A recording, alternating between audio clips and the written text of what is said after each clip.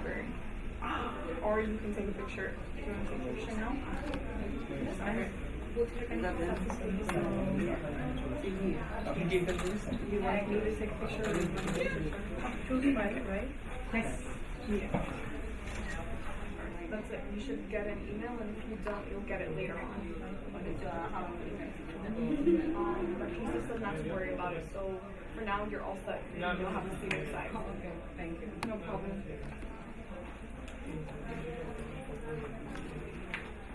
Who's it? Done? Huh? Can you help?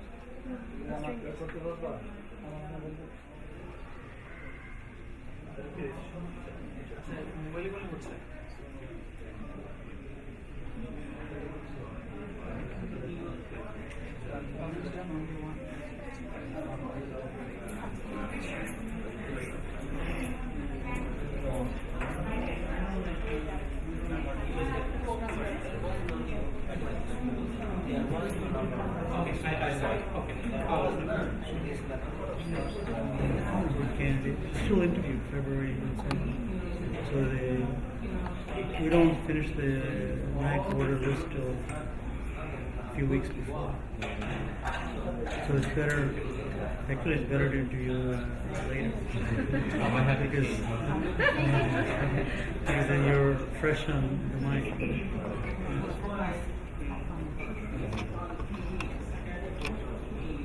Yeah, that was good advice. Yeah, this is something I learned right now. Yeah, because sometimes I talk to people that they're very nervous. I'm trying to interview and I didn't get any. It's October. November.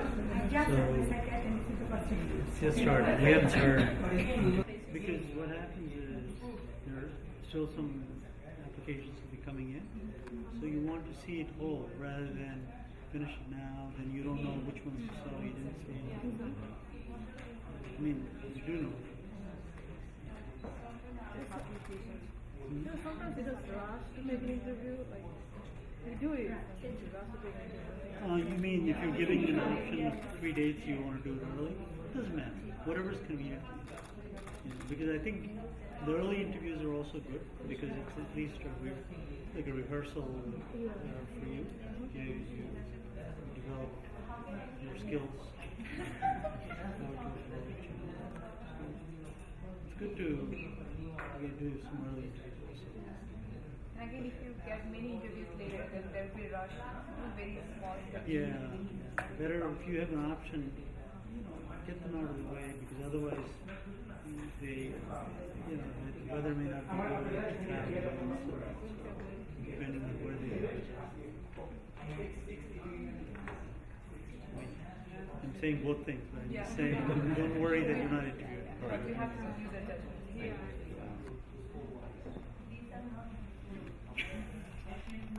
Yeah, it was good advice because sometimes when there are too many open slots, then we overthink it. Like, when should I take my day? Should I take it early or should I take it late? It depends. Yeah.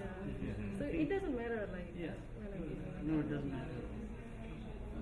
So what happens to the candidates who interview the first month, let's say, is there a possibility to take an impression in March, February? Thank you. Yeah, it's usually what people do is it's not a one-person decision. You meet at least two people, if not three, some notes, whether it's scores or school, you should have some notes so they don't forget. So they'll keep it. So later in January or February, interview process comes in. They have it like a preliminary list, but with some notes, so they can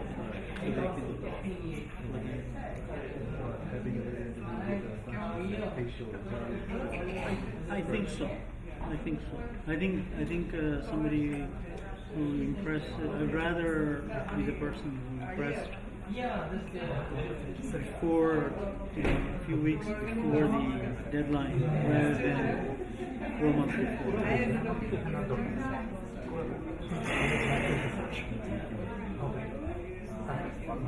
So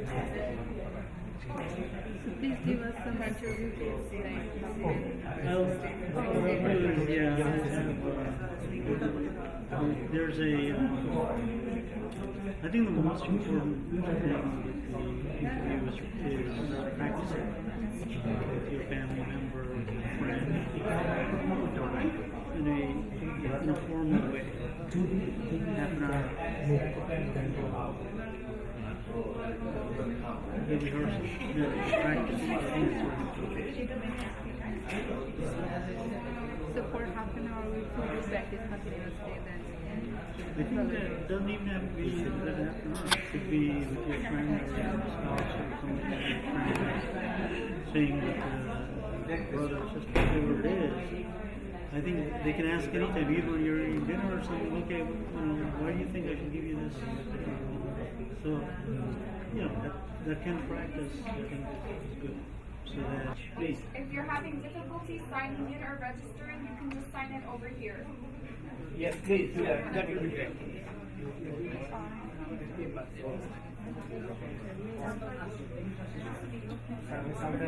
Oh, acha, acha. You can go sit down somehow. Samira, can you sit down?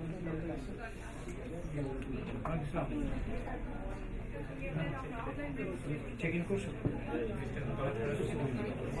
না, এই যে আসছো কষ্ট করে।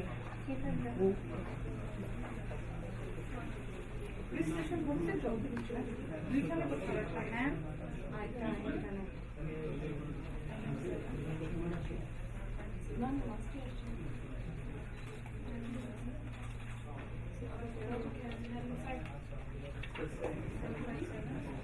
Alright. Okay, then no problem. Don't worry about the email. So if you're no, it's fine. You're all set. If you're having second thoughts, then you can sign in here. But you're all set. So you can find the date if you can't find it. Yes. So what's your last name? কি বলবো? শিখা দিতে হবে। So they can contact you একটা email অথবা email গুলো যদি না করো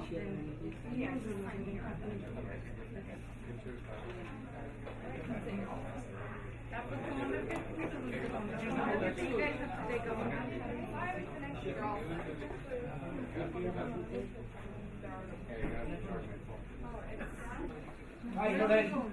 Oh boy, I will give my Sorry, আমার হাতটা ভিজে আছে হাতগুলো এই তো ভালো এই তো চলে যাচ্ছে ভালো আছে না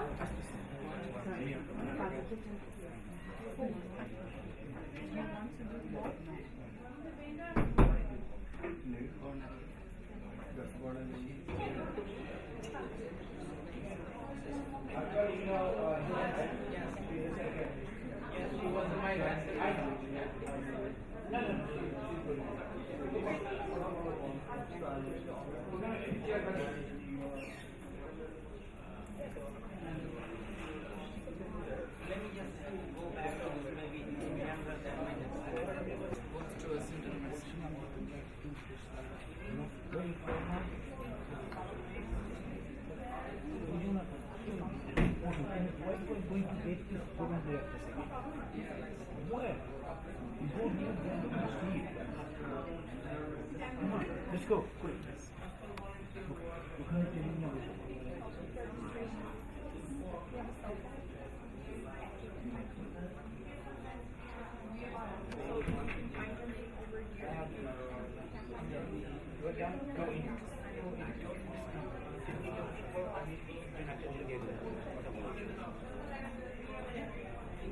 We can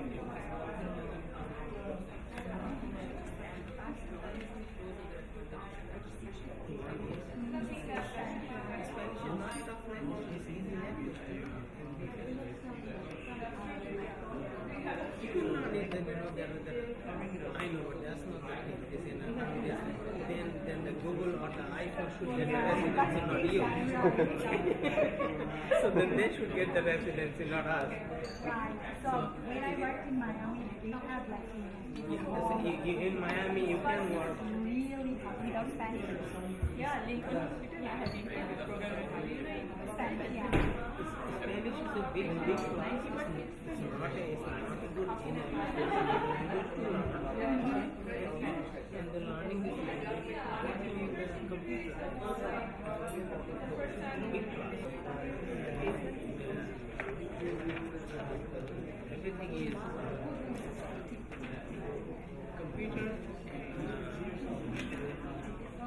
So those are all the things keeping still gonna be tough. It's not that easy. Competition is so big. Those are the things you should consider.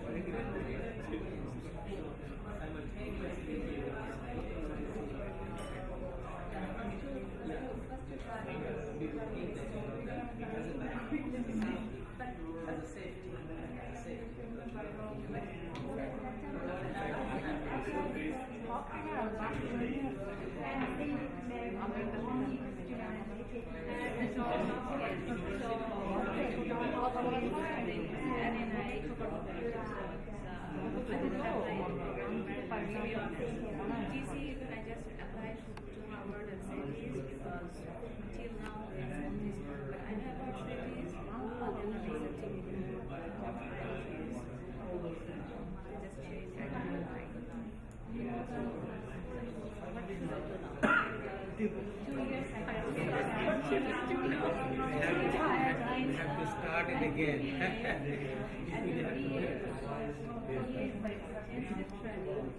Yeah, but they have residency because they do rotate.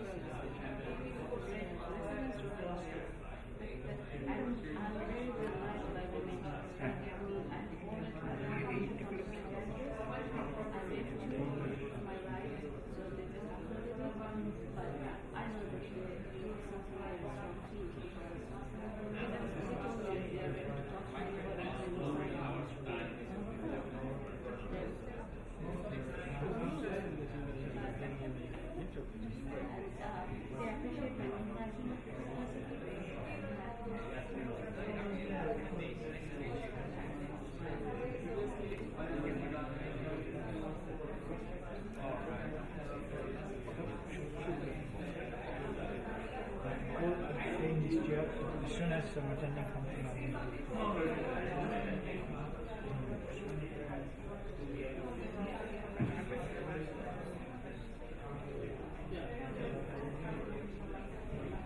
you want to just initiate some topic, people can get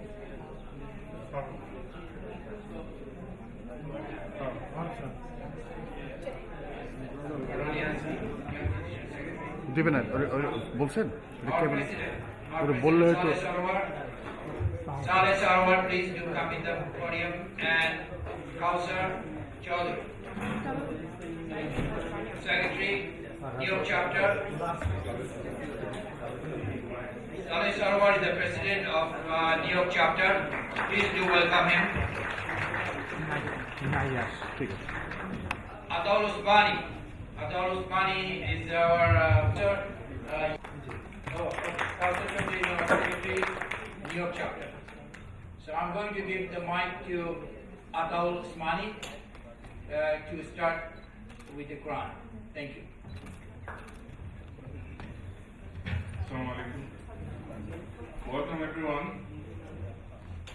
to this Young Physician Career Advancement Program organized by BMANA New York chapter, which is tradition for last few years. So I'll start the program with a short recitation from Quran. أعوذ بالله من الشيطان الرجيم. بسم الله الرحمن الرحيم.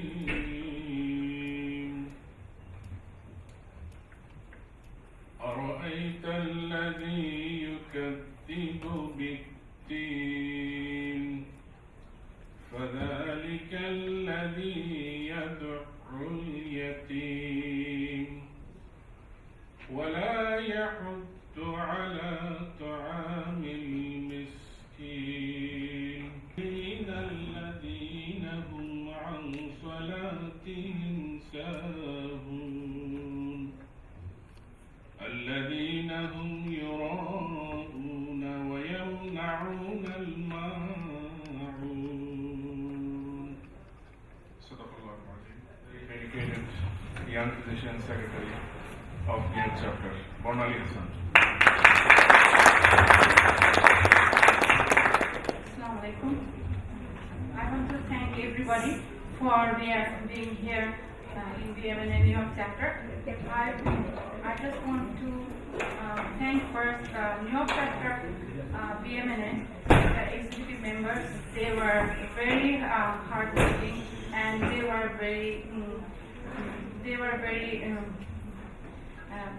they worked very hard to organize from the beginning. We started 6 years ago, and only few people from us, I would like to mention their name: Dr. Mujibur Rahman, Dr. Shamim, Dr. Mustaq Siddiqui, and Dr. Firoz started in a simple way.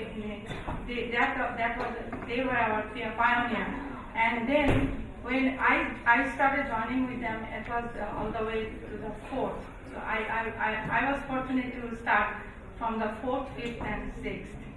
So I saw them, and they were really working hard to organize it. Now we are much more organized than before, and it's all credit goes to New York chapter. And I wish when I was in their age and in their stage, I wish I would have been this kind of had any opportunity to go through. But I'm fortunate now to be here to organize and help this kind of event. I want to tell you that to come to United States from all the way Bangladesh to remote area, it's very hard to come all the way here and then start all those steps, like step 1, step 2, step 3, and those skill examinations, and after that preparing for the residency. It is really hard, and it's a very hard way, but I think we all have been through all of this. Even all of our couple of our program directors, when you go to the residency, you'll see they are also born medical graduates. So we don't have to be ashamed of, we don't have to be scared, we don't have to be scared. We are honest person, we are trying our best, our Almighty God will help us. So I think I wish all of you the best success from this point of view. And now I would like to thank our BMNA Central Committee for helping us with the financial point of view, and at the same time I would like to thank to all the committee and the members from BMNA chapter, and also I want to thank those people they help us for their financial support for the advertisements. And then the biggest point now today, we have a very important speakers, honorable speakers, Dr. Conrad Fisher, he is already here, and then Dr. Mandava, He's also over here. Dr. Humayun K. Islam, he just called us. He's on the way. And Asghar Hussain is here. Ali Mamun is here. Other than we have all our attending institutions.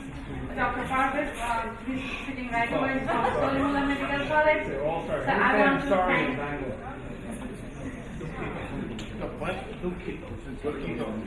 I want to thank everybody. Now we'll proceed for our next chapter. Dr. Conrad Fisher is here, Dr. Mandava is here. We will start from now on. Thank you.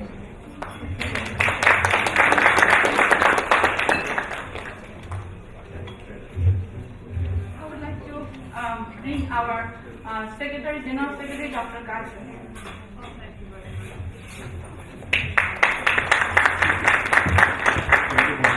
Thank you very much. I want to just welcome everybody here for this beautiful evening. Supposed to be cold, but thank God it's beautiful. Distinguished guests who has been pleased to come here and decorated our auditorium beautifully. Dr. Conrad Fisher, Dr. Mandava, and Dr. Islam, and others. I want to also welcome all the faculty members who are here and the attendings and the residents and applicants. Don't feel home, don't feel, I can assure you we'll do our best personally or through the organization as much as we can to help you guys out. As you know, we're trying to do, but I guess we can do more, and inshallah we'll be available to do more. I would like to have our president, chapter, Dr. Sabha Sarwar, say a few words. Thank you.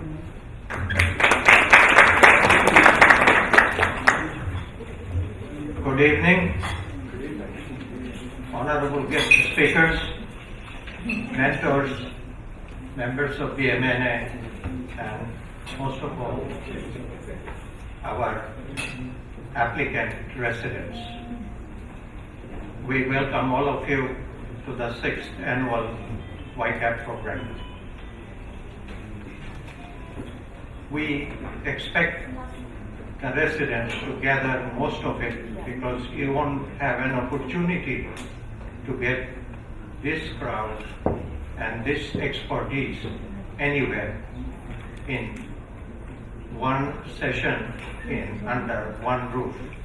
So please take the most advantage, challenge them with your questions, and get the experience you need to face the interviews and the residencies. With that, I'm going to end, and I wish good luck to all the residency applicants in their future attempt. Thank you. Thank you, Dr. Sarwar. With that in view, I would like to invite Dr. Mujibur Rahman Majumdar, who is with me pioneering in this program, and we together initiated it. So he's going to talk about the history of Young Physician Career Advancement Program.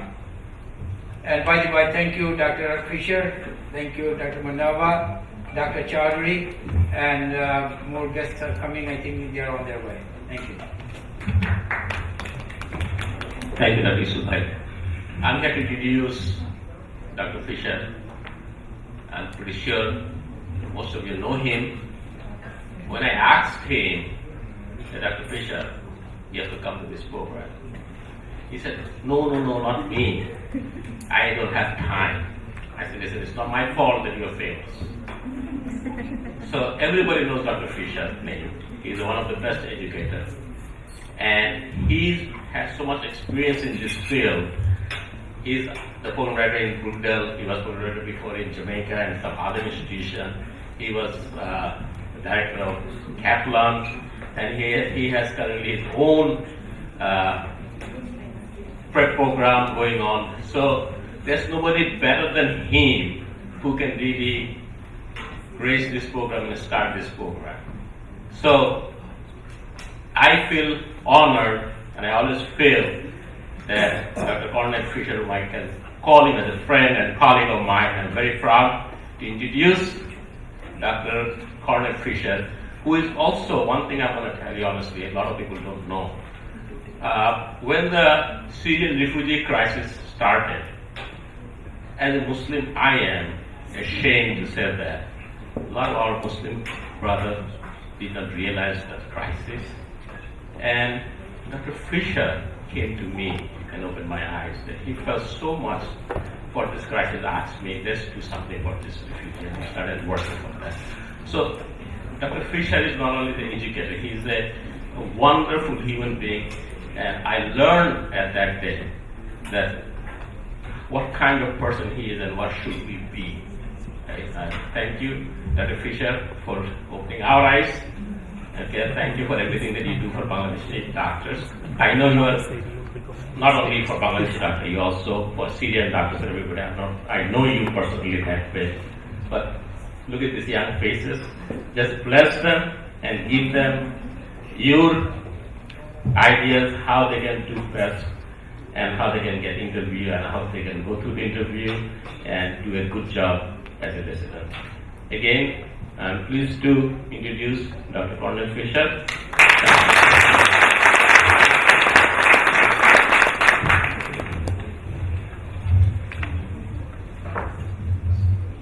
This year, Bangladesh took in more refugees than the United States took in over the last 10 years combined.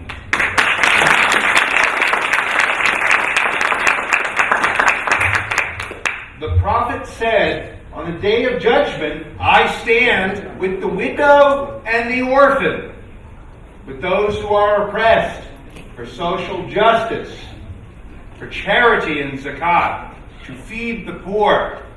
If you want to know God, you will go feed a poor person, free a slave, and kiss your wife. That was sort of funny, okay? God is a comedian talking to an audience that's afraid to laugh. I'm here making some good Dhaka Ada with you. You should roll with the punches. 500,000 refugees of the Rohingya, whose only crime has been that they are a different ethnic minority in a group of people that were, until recently, in Burma or Myanmar, oppressed themselves. So where are these people who were oppressed and getting Nobel Prizes for peace when they are now not standing up for the oppressed? And that is how I see you. That's how I see this hard-working Bangladeshi culture. That's how I see the values of your culture that prizes education and hard work and advancement, and making sure that if you work hard, if you can't get there, your children or your grandchildren will. This is what you're doing here, very American values. My grandfather was an illegal immigrant. He was deported twice. He walked across the Canadian border from a European country I'm not going to tell you the name of. Every one of my grandparents came off a boat from somewhere. One grandfather went back to the age of 87 and got remarried. Okay? But this is American values. And American values is look at where we are right now in Flushing. Flushing, New York right now was the first religiously free city in the United States. 100 years before the American War of Independence, in 1650, if you look at the names of the streets that are here in Flushing, even the name, because I used to be the program director of Flushing Hospital, even the names of the streets are named after Quakers who came here seeking religious freedom, the free practice of religion. In the Dar al-Islam, the Dar al, the land of peace, the Dar al-Salam. This was the first religiously free community in the entire country before there was a constitution. Flushing, the oldest continuous house of worship, was 3 blocks from here. Down Main Street, make a right-hand turn, and it's been functioning for 450 years to guarantee religious freedom. So this is something to be proud of this year, because while the rest of the world is either ignoring the Rohingya or wringing its hands, the American right, the religious right, the political right is ignoring it, because after all, what does it matter to us? It's a bunch of brown people who aren't in our religion. To be direct with you, I get to say that, you know. Ha ha ha ha. Okay, need permission on that. And the American left is wringing its hands about how come we can't do more, how come we can't do more, how come we can't do more. But what has happened is that those 536,000 people that are carrying their babies on their back now at least can sleep without having to be worried they're going to be shot. So when Dr. Majumdar Majumdar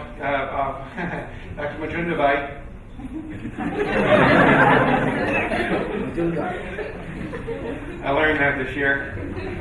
Okay, where's the mom? Hamid Bhai. Where are you, Hamid Bhai? I know your real name now. It's like Rumpelstiltskin. Hamid Bhai. Yeah, sure. He'll breathe in, I know. Yeah, he's going to write a note on everybody that's here, looking for him. Yeah, he's scared of you. He comes late. Yes, I understand. Puts in 4 notes and goes. That's it. So, when people were ignoring it, and then when Dr. Majumdar talks about the Syrian crisis, well, he's right. And 3 years ago, when people came to me who were Orthodox Jews whose parents came over in 1945 and they were orphans, or they came over, their parents were killed. And they came over in something called the Kinder transport. Kinder, like the word we get for kindergarten, is a German word for children.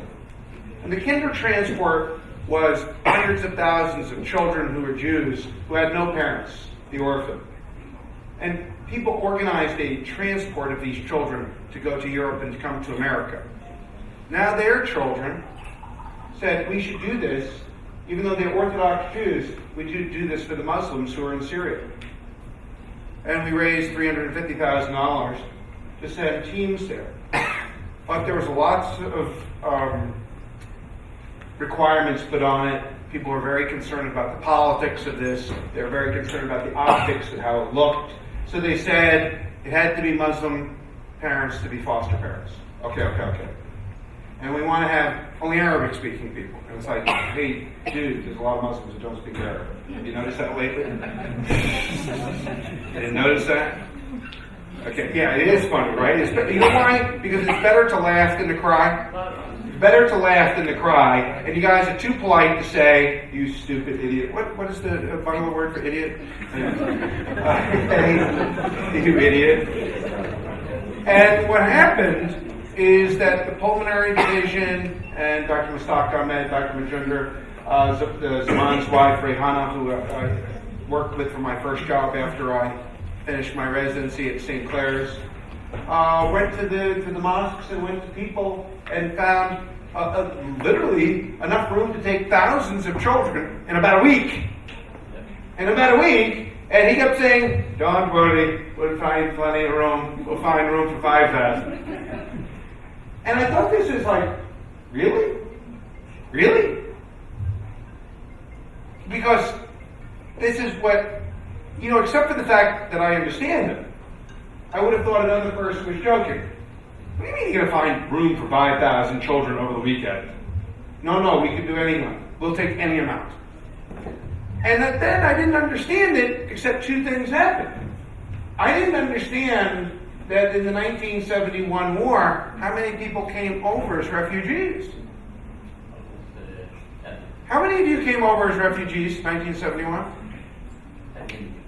No, I mean anybody in this room? You don't know? How many of you here are from Bangladesh? What's the matter? You can't join me on multiple choice? I gave you multiple choice? Okay. This will be on USMLE step 3. Okay. So I didn't understand it when people that I realized had all come from the same school in Dhaka in the same year that came over as refugees. People didn't understand. I didn't understand, and I thought I was pretty well informed in what that war was. But you see, someday you're going to have to make people know what you stand for as a culture, which is welcoming the other refugees and taking care of people, standing with the widow and the orphan. Because we can't expect God to come to earth every time we run into a little problem that he has to come in here in person. So he sends us. Some people can look at the world and say, why is there suffering? How can there be a sick child? How can a baby be thrown into the fire last 3 days ago as a refugee, the Rohingya, and somebody thinks he's doing good by that? And you say, how can there be a compassionate, merciful, Ar-Rahman, loving God and ignores us? And the answer I have for you is this. Divine forces of cosmic goodness, hope, purity reach the earth continuously. The Sufis call it invisible rain. Invisible rain that is coming down continuously. But the implementation is up to us. The implementation is up to us. So what has happened in Bangladesh? Who'd have thought? I wouldn't have known. Who'd have thought? Taking in 500,000 people. So I made this point at noon conference this week. I said, America's a big, rich country, and Trump has decreased the number of refugees by half this year. Cut it in half. Banned countries that tend to be largely in one ethnicity and religion. Big, rich country taking almost nobody. Wow. 50,000, cut it from 80,000 to 50,000 in terms of refugees. Made what is almost a religious test, but certainly a cultural test. This is against American values. It's against your values. Because you have been the refugee, or the children of refugees. That's right. People like to say, damn right, comrade. Yeah. So you have stood with people when a poorer country takes in 500,000 people and the richer country takes almost nobody? What do we make of this? We make of this that generosity and compassion don't have anything to do with how much money we have today, but how much love we have in our hearts. And love is an action, an action. In action. When a man said, the prophet said to a man, where's your brother? He's spending all day long in the mosque praying. Well, who's supporting him? I am. Well, tell your brother to get the hell out of the mosque and go feed somebody, get to work. Then you'll be a better man. He'll be a better man. You can feel free to correct me if I get these stories wrong. But that's what you're doing here. And that's what your organization is doing, trying to take care of people and trying to do good medicine and trying to get people into residencies.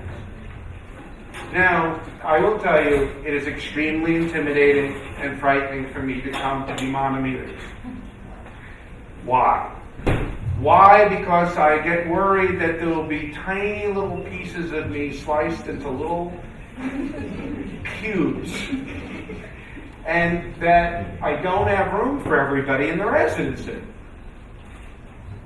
That's why it is difficult. I don't want, look, we have tons. How many Bangladeshi doctors do we have in the program? We have total 2 this year, 3rd year, and graduates. No, but in total we have 6 or 8 or 10 in the residency all the time.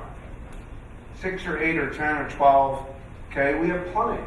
We have a lot, and then it's hard to accommodate. It's hard to accommodate everything here, because then it becomes also, last year I knew the door was closing on Syrians, so we took a bunch of Syrians in, because I knew that they were going to get shut out. How many of you know that the ban on Syrian immigration has been made permanent? Who knew that? I have residents in our program. Man hasn't seen his wife in 4 years. He found out last week because of President Trump's decision that his wife will never be allowed and his mother will never be allowed to come out of Syria, even if he becomes life-threateningly ill on a ventilator. They will get not even a 1-week visitor's visa. Period. Shut off permanently. I have another resident from Syria we took in. I said, what happens if you go back to your country? He said, I will be executed in the airport because I was sentenced to death in absentia because I would not serve in the army. So you understand that I'm trying to accommodate everybody. I got a lot of love. You got to make the grade. You understand? So if you didn't make the grade, and you failed USMLE 2 times, this is my new thing I'm going to say to you. You have to walk up to the other person in the room that got a 240 and 250, and you have to tell them that we're not going to take them because they're going to take you who failed. But I'm not going to tell them. You're going to tell them. You're going to tell them. Okay? Because do you guys separate by gender? It's like an only women. You're the only man. You're like the only testicle that's it. That's a lot of effort. Are you up to that? Are you up? No, I wouldn't. I just want to be sure. Okay, I just want to be sure I can get your prescription or something. Okay, this hospital gel, injectable. Okay, I just noticed that we have this separated out like that. So let me give you the bad news first, so that I'll end on the good news. Yes. The bad news about it is that for people who have not done well on examinations, we don't have a way to be able to assess how many people to come in when there's other people who did so much better. How is that fair? How do you reconcile that? We do make some room because at Brookdale, we have made a decision with our chairman, Dr. Rose, that he said, Conrad, I don't need to take my sense of myself out of a 100% board pass rate. If you choose to take some people who have lower scores and we have 85 and 90% pass, it's okay, because we want better human beings. Yeah. So, the bad news is, though, is that you do have to demonstrate your accomplishments. People cannot be mind readers, and you have to understand justice. And justice and fairness means that if somebody did 2 standard deviations above you, you can't walk up and say that's just irrelevant. That doesn't mean anything. You can't do that, because that pisses me off. You should say something like this: I didn't do as well as I wanted to. I wish I had done better. I'm disappointed. You're disappointed. I'm more disappointed than you. It's like the man who prays to God, says, how did you let my child die? Your heart is broken. My heart was broken before yours. My heart is broken with you. There's Conrad Fisher for y'all. How do we have a suffering child? God says, because my heart is broken with you. My heart is the same way many of you have children, and if your kid fell down somewhere in the house in Long Island tonight or broke his arm, you wouldn't say it's because he got hurt or she got hurt that you didn't love them. It's just you can't be everywhere and things happen. It's the way the world is. So there's how we understand compassion, but there's still harm and injury and evil in the world. So you have to accept that part of justice is that you have to make the grade. Do you understand that? Now, the last negative thing is that some of you have sat out year after year not getting into residency. And I will tell you that what you should do, not to offend you, is that you have to consider whether or not becoming a physician assistant is a better path for you. 2 years and you're out, and you're doing well. We hire PAs at $100,000 a year. Not so bad. But you have to understand, you have to say, well, if you've been sitting out, like somebody said, I have sat out, I have been applying, I have applied 6 years in a row. And part of me wants to say, and part of you wants to say, my God, that's so heroic, that's so strong, you're so persistent. And another part of you wants to say, you are so stupid. What? You could have been practicing in a PA, taking care of patients in our observation unit right now. You could have been a neurosurgical PA. You could have been a neurosurgical PA making $160,000 a year, and you're sitting around being proud. So here I am to tell you, if you're sitting out that long, be flexible, be humble, be humble, be humble, be humble. You think if Trump gets elected and I have to leave the country, you think I'm going to repeat my residency? Okay. No, I'll go be a PA in Australia. Okay. So let me give you the good news then. First of all, I want to make sure you understood those 2 points, right? I want to make sure, because I know you're all leaning on Majinder to get spots. And there are other people too that you're leaning on to get in. Okay? This man is like I had 47 biopsies out of his ass. Ha ha ha. Okay? So, let's give you the good news then. You're an extremely upwardly mobile society. Extremely upwardly mobile. When people do get here, did you know that your average income for the average Bangladeshi is twice the average income for the average American? Did you know that? Yeah, it follows the same as Chinese. I presented at the Chinese Medical Society last year on Chinese immigration. Has twice the average per capita income compared to an American, and twice as likely to have graduated college. 3 times as likely to have had a PhD or an MD than the general population.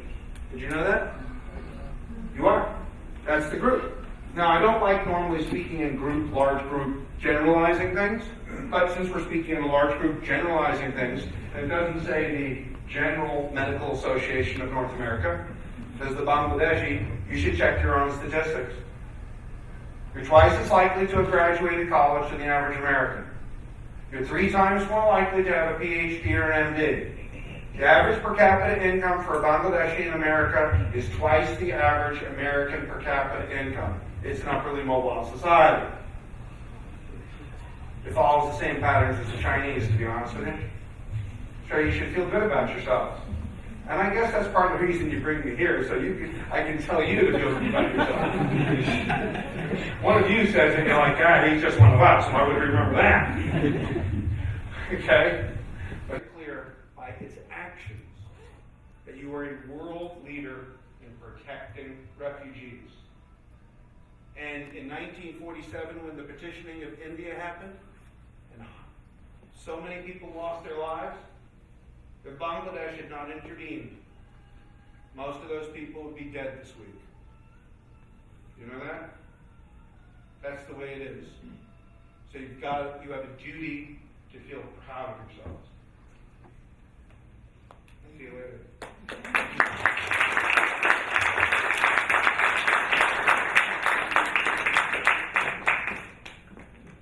Wow, who goes after that? That's really hard. That is so hard to follow.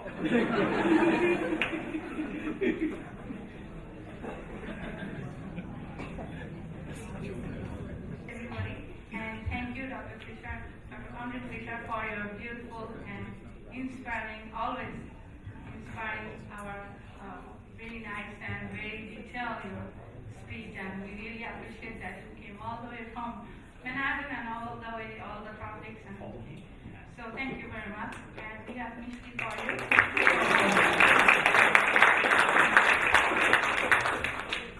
Now I would like to introduce you, all of you, Dr. Neil Mandava.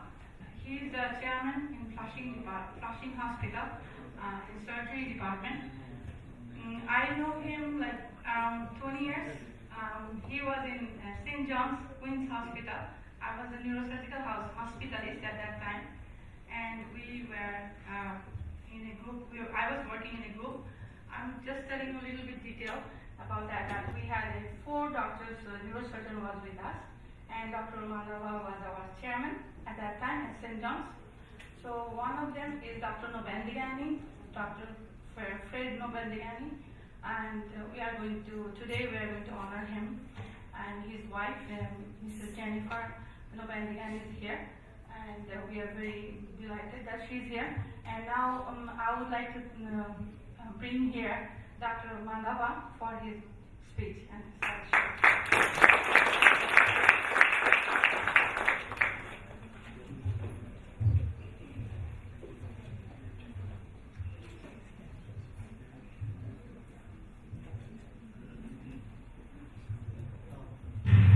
How are you?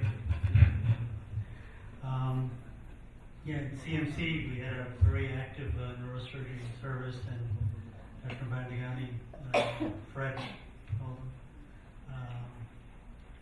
wonderful, handsome, very, very bright. I think in the handout you have it, AOA, all sorts of honors and everything, and tragically passed due to medical illness. We're so happy to see you, and I think we wanted to honor Dr. Bandigani today. Is there, can we go ahead and talk, or is there something you want to do? No, we'll start with speech. Okay, all right. All right. So following Conrad is always difficult. Worldly man, was a lot of stuff going on, and socially active. That's great. So all the youngsters that are here vying for residency programs, obviously a lot of things the die is cast, your residency or visa status, the scores you have, the recommendation letters you have, the gap in your training, as Dr. Fisher was saying, third attempt, fourth attempt, all those things are set in stone. There's nothing you can do about that at this point. And I think now it's like, what do we do now? If I'm called for an interview, or how do I get an interview? How do I, in the interview, how do I answer questions? Or how do I address? How do I do this, that, the other? And I think that's what I'll try to focus on. The actual interview process. Somebody's controlling the slide. I think, as I was saying, your scores, your letters, where you graduated, when you graduated, all that, you can't change that. So fundamentally, I think a few things that you can do is you need to clean up your CV, simplify it. A lot of times we find CVs with a month in this place, a month in that place, a month in this place. No, people don't really like to see that. Clean it up, simplify it, know it well. Sometimes people put in hobbies, that they're, somebody was telling me, some Thai dance or photography or traveling. So, obviously if you're putting that down as a hobby, you must be passionate about it and you would know more about it than the person that asked me, hopefully, or in general, more so than the average person. So know your CV well. If you did some poster presentation, some case reports, some obscure basic science topic, obviously you will likely be asked about that. Minimize gaps in the dates,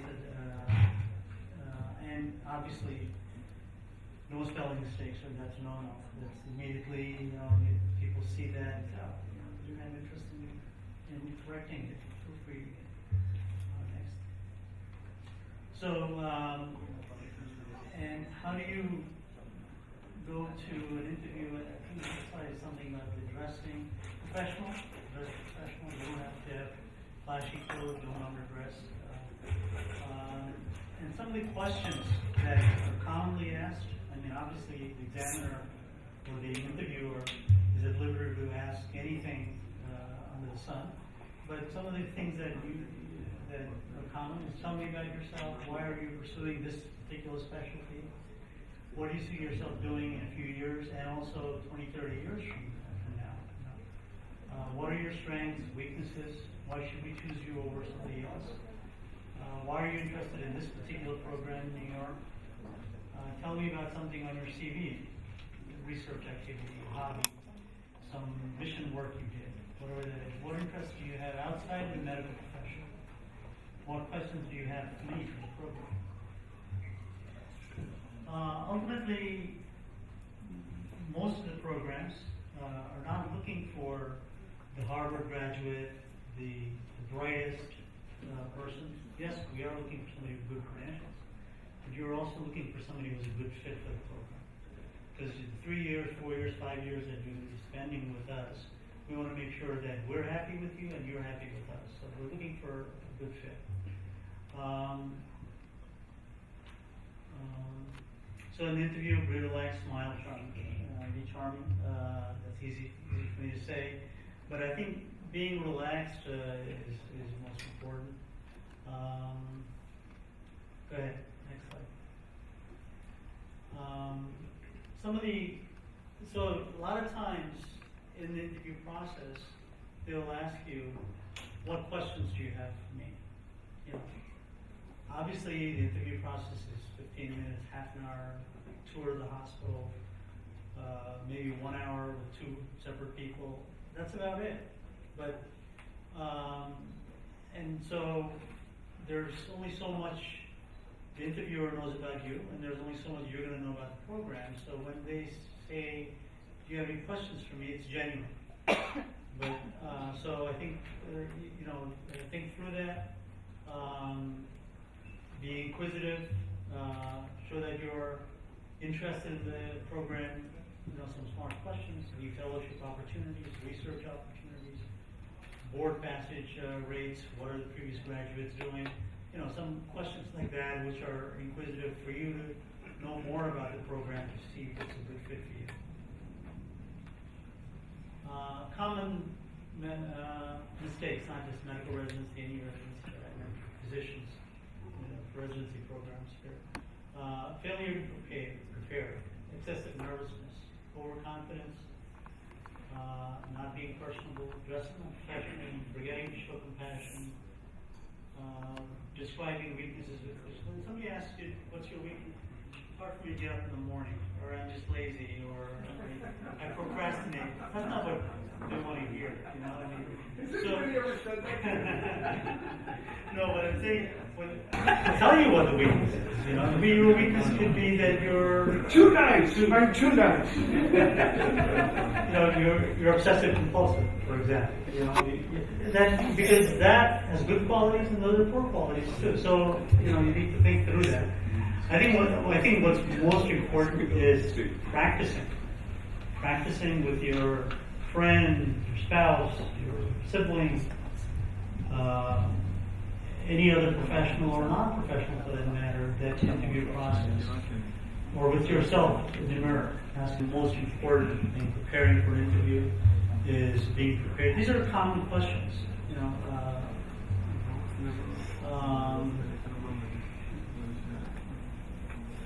Next slide. So the last thing that I had in the previous one was be on time for it. Don't ever be late. Go early, in fact.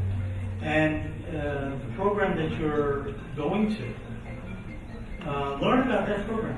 What fellowships do they have? What research activities are going on? And specifically, even the faculty, if you can find out they published recently, read up on that. And not that you're going to be asking that question, but somewhere or other it'll come out that you have genuinely shown interest by investigating further about that particular program.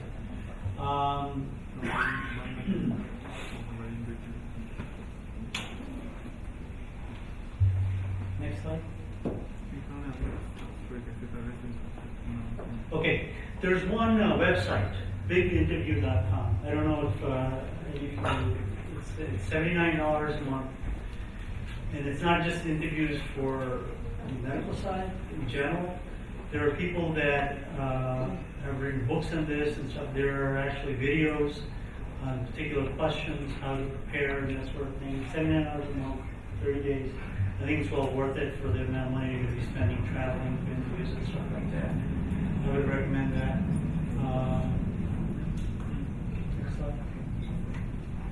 So it doesn't have to leave you pulling your hair out, although I don't need that, or losing sleep at night. I think if you prepare yourself well, you give yourself an advantage, and you increase the chances looking strong and confident. Watching some of the medical programs actually is not a bad idea. A good doctor does a pretty good show that this came up. It helps you understand some of the administrative processes, some of the things that are going on in hospitals if you have not worked in hospitals in this country. So I think that just really good luck to all of you. Work on your CV. Prepare the interview by actually doing a mock interview with somebody. And I think those are probably the two most important things.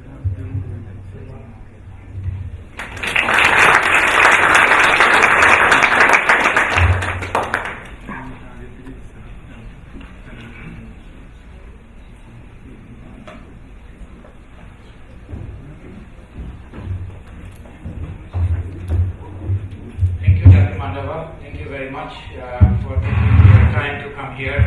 Your precious time is very valuable time. So before I go, Mana, Dr. Ziaur Rahman. Please do welcome Dr. Ziaur Rahman.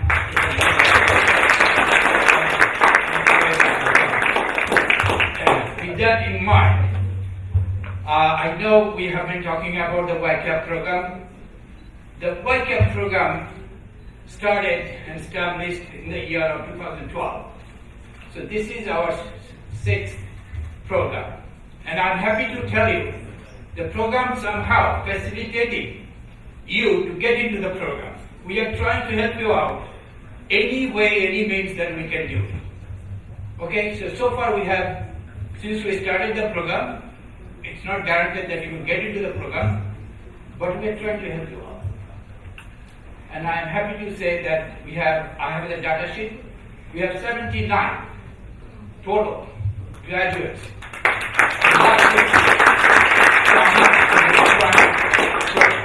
Thank you, Dr. Fisher. You are one of them, also helping us. Just help us any way you can do it. Most welcome. So this slide just shows the graduates from the different medical college in recent residency program. You can see Chittagong Medical College, Dhaka Medical College, Bangladesh Medical College, and the colleges, otherwise the colleges that we have different colleges in different areas. Next slide, please. I'm going to go very fast. So total, 69 graduates got accepted into the residency program last 5 years. 45% were female and 50% accepted in New York. So New York is the place. Okay, New York is the place. And estimated waiting time, I must tell you, 2 to 16 years. What do you need? 2 to 16 years. Yeah, we have good graduates, couple of them accepted because they have PhDs or their curriculum is so heavy that you cannot really reject them. They are good. They just want to have the code here, the license here, to get into the program and get it done. Okay? So next slide. So scopes of getting residency. Before I go there, the most important thing Dr. Fisher knows and our own faculties here, they also know the important things is your score. If you have a good score, most of the programs you will probably get an interview. Second criteria is when did you graduate? The closer you are graduates is the better. Even for us to get and keep in privilege, we have some difficulties. So I don't want to go more over this before at the end I will tell about the alternate pathways that Dr. Fisher also brought it. I'll tell you that and give you a few words and hints on that. And this is the recent graduates, 50% within the 5 years, clerkships, house physicians, shadowing experience, works a little bit somehow. Okay, so whatever you can do, some clinical experience and exposure to the healthcare system in the USA, it does help you. Next slide. So research, experience, and when you are looking for your positions, somebody is interested in neurology and you have worked in neurology. I have a candidate who was excellent score, about 3 years waiting, and he was a neuro video EEG monitoring. He has been working in NYU and couldn't find a position. So I searched for who is the neurologist around there as a program director, and referred him there.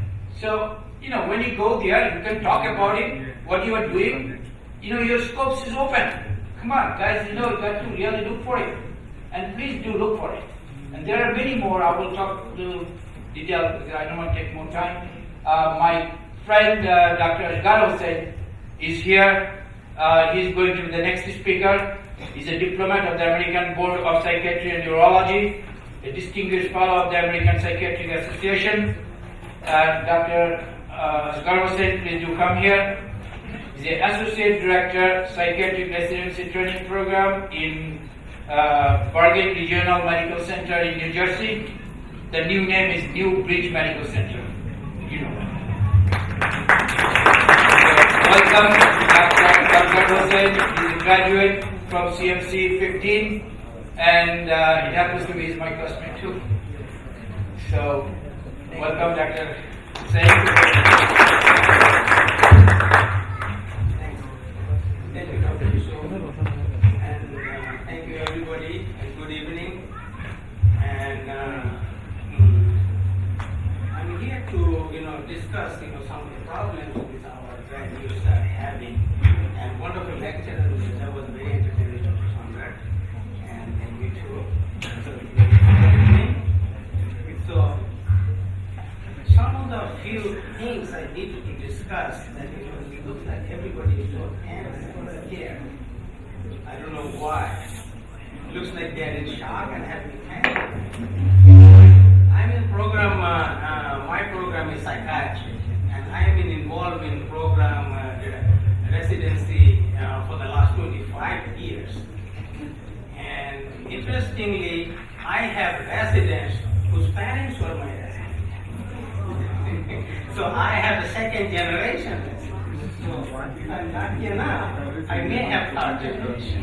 So few things is very important that that even though its residency is very difficult, there is no question about it. That's the reality. But there is light at the end of tunnel too. Why? Because there are a lot of needs for doctors in this country. Okay? So, but we have to look the ways how to proceed. So one of the things we do, make a lot of mistakes and strategic mistakes and do the wrong way to go. Okay? Your journey has started many years ago and you have crossed a lot of hurdles. And now you are in a stage you have to cross the last hurdle to touch the finish line. Okay? There's the football that you have to come to the 10-yard line. Before the touchdown. Before the touchdown. Yeah, this is to get the touchdown. So you are, the close to the last hurdle, this is 10-yard to get the touchdown. So this is now in your position that this you are going to go to the end zone, but everybody else is holding you, pulling back. It's very competitive. You have to be the best of the best. And then the last thing that throw the ball and catch it, we got a touchdown. Okay? Oh, by the way, remember this American football is played by the hand. Don't forget that. Okay?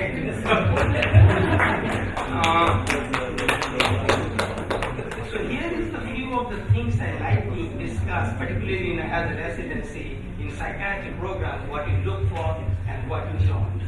So few things you need to know that the do's and don'ts. One of the important things, I'm going to go for the do's. Prepare yourself. Okay? This is one of the things is very important that you prepare yourself and plan. You have to excel yourself and you have to make sure that one of the important points we do, even though we know we cannot speak up and express ourselves, get the point out. So this is the only time you should plan and prepare and talk to yourself.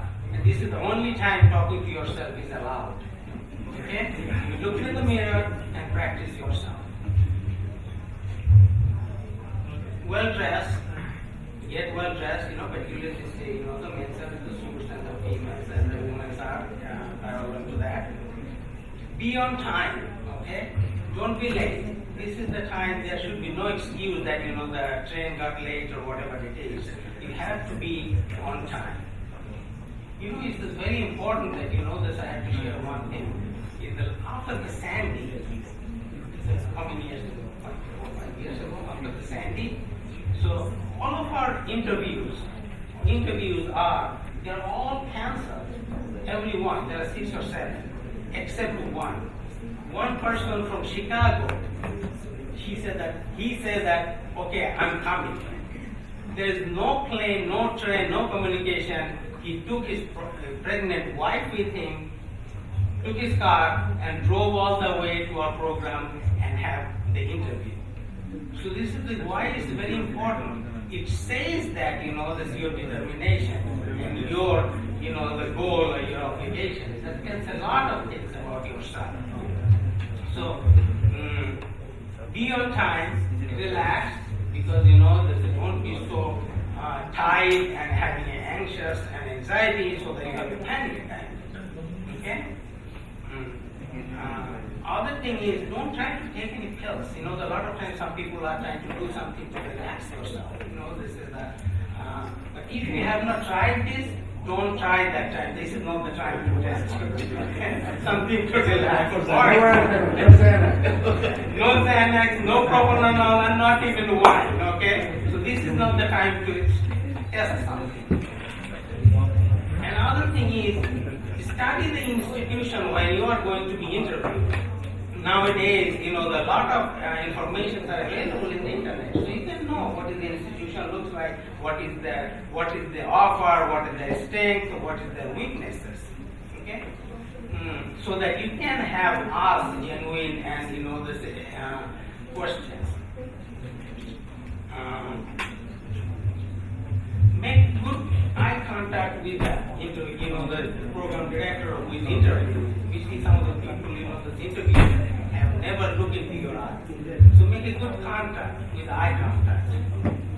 Communicate well, get your point out very clearly. Okay, that's very important. No fuss, no muss. Just don't put too much, the bun, not enough beef. So then, sometimes we have difficulty to find out where is the beef. Okay? And look into your CV carefully.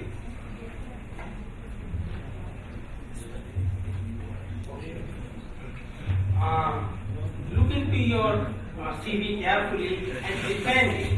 Because, a lot of times, we say a lot of things in the CV, but when you ask the questions, they cannot say anything about it.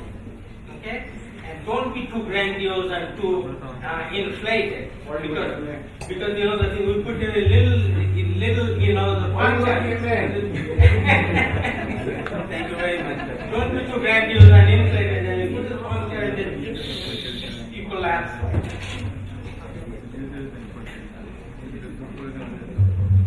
Be yourself. Okay, try to be yourself. Don't be not to be, very artificial, and you try to be which you are not. And don't try to pretend yourself which you cannot defend. The other thing is very important in psychiatric interviews, that you try to navigate if you can, if possible. The most important thing the psychiatrist, one of the questions, one way or other, it will come. Why you want to be a psychiatrist? That's a very obvious question. Why you want to be a psychiatrist? Somebody will say that, I wanted to be a psychiatrist since I'm 2 years old. And the first word came from my mouth is psychiatry. So don't say those things, okay? You have to be very prepared and then make it clear that why you want to be a psychiatrist. Okay? Other things is important if you can try to navigate the interview. Like, keeping things that, say that something you have experience in your life, or anything, like I can just give you an example that, say that, when I did my pediatric rotation, the 13-year-old girl came with a severe electrolytic imbalance and malnourished, And when you find out that the patient having a severe unrest and nervosa, and that may be a very challenging point. So you navigate that one so that you show the bait, okay? Show the bait to the interviewer so that they can grab. Like something like that, you have patients or you have a family or you have a neighbor who is, they have bipolar illness or severe, this psychosis, so that you can give the bait that you can talk about the bipolar illness or schizophrenia or schizoaffective disorder. So give him some lead so that you can take it to them. But be prepared that you're able to talk about those kind of illnesses like schizophrenia, bipolar, schizoaffective disorder. Okay? Read some of the journals. A lot of times the people say that I'm so interested in psychiatry, out of graduation for many years. So what journal do you read? The people can say, hey, send the journal. What do you read? Okay? Get into the internet nowadays. Get some, the recent journals or articles. That would be one leading point. That may be, good for other specialties too. That, I recently showed the journal, the American Psychiatric Association's journal that, read a very interesting article about the opiate epidemics in the country. So that would be a very interesting thing that people will show that, that you are genuinely interested and involved. What journal you read? Hobbies. Sometimes the people say that, I love traveling, I love hiking, biking, and you don't know where to Yellowstone or Yosemite. If you say that, you love dancing, you better know salsa and the tango and the twist. Okay? Sometimes, you say that you love movies, the thing is, what movie do you watch? There are some of the things that you have seen. This is called The Notebook. I don't know if anybody sees this. It's a story of Alzheimer's disease, and it's still Alice. Okay? One flew over the cuckoo's nest. Okay? There are some of the things you can bring it down and say, and that can put you into that direction. Other things we also like to know that how much you are culturated to this new environment. You're coming from the different backgrounds, different cultures, different ethnicity, different religion. How much you are culturated to this community, this system. You may not have to celebrate Thanksgiving or Christmas, but you need to know what it is. Okay? Because other cultures, other religions, those things are very important. Language. That's another thing I was talking about. It's always very good to know that other language we speak, particularly the Spanish, which is not a very tough language to learn, and this is a very big plus to know this about the language. Okay? Because nowadays everything is computerized, so that's an extra plus. Computer informatics is a huge thing. Okay? So all of these things, this is sounds very negative, but I have to tell you that America still needs a lot of doctors. There is going to be need for doctors, but we have to find out the right way how to proceed. I had to repeat after Reverend J.C. Jackson, keep up the hope. And I add to that, work hard for it. Okay? Wish you all the best of luck, and I would like to see all of you to be one day in our position to help out people. Thank you very much.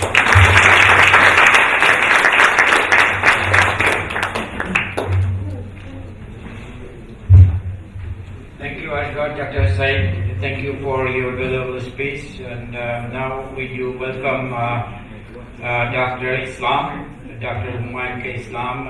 He is a program director pathology at the Department of Pathology at New York Medical College, Balala. You're welcome. Thank you for coming in.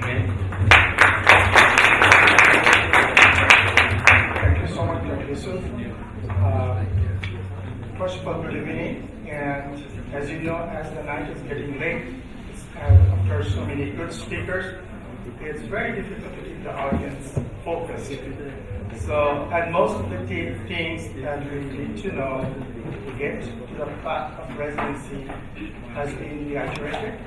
So we come here just to share our individual experiences and some of the things that we think might be helpful for you, that we try to share with you.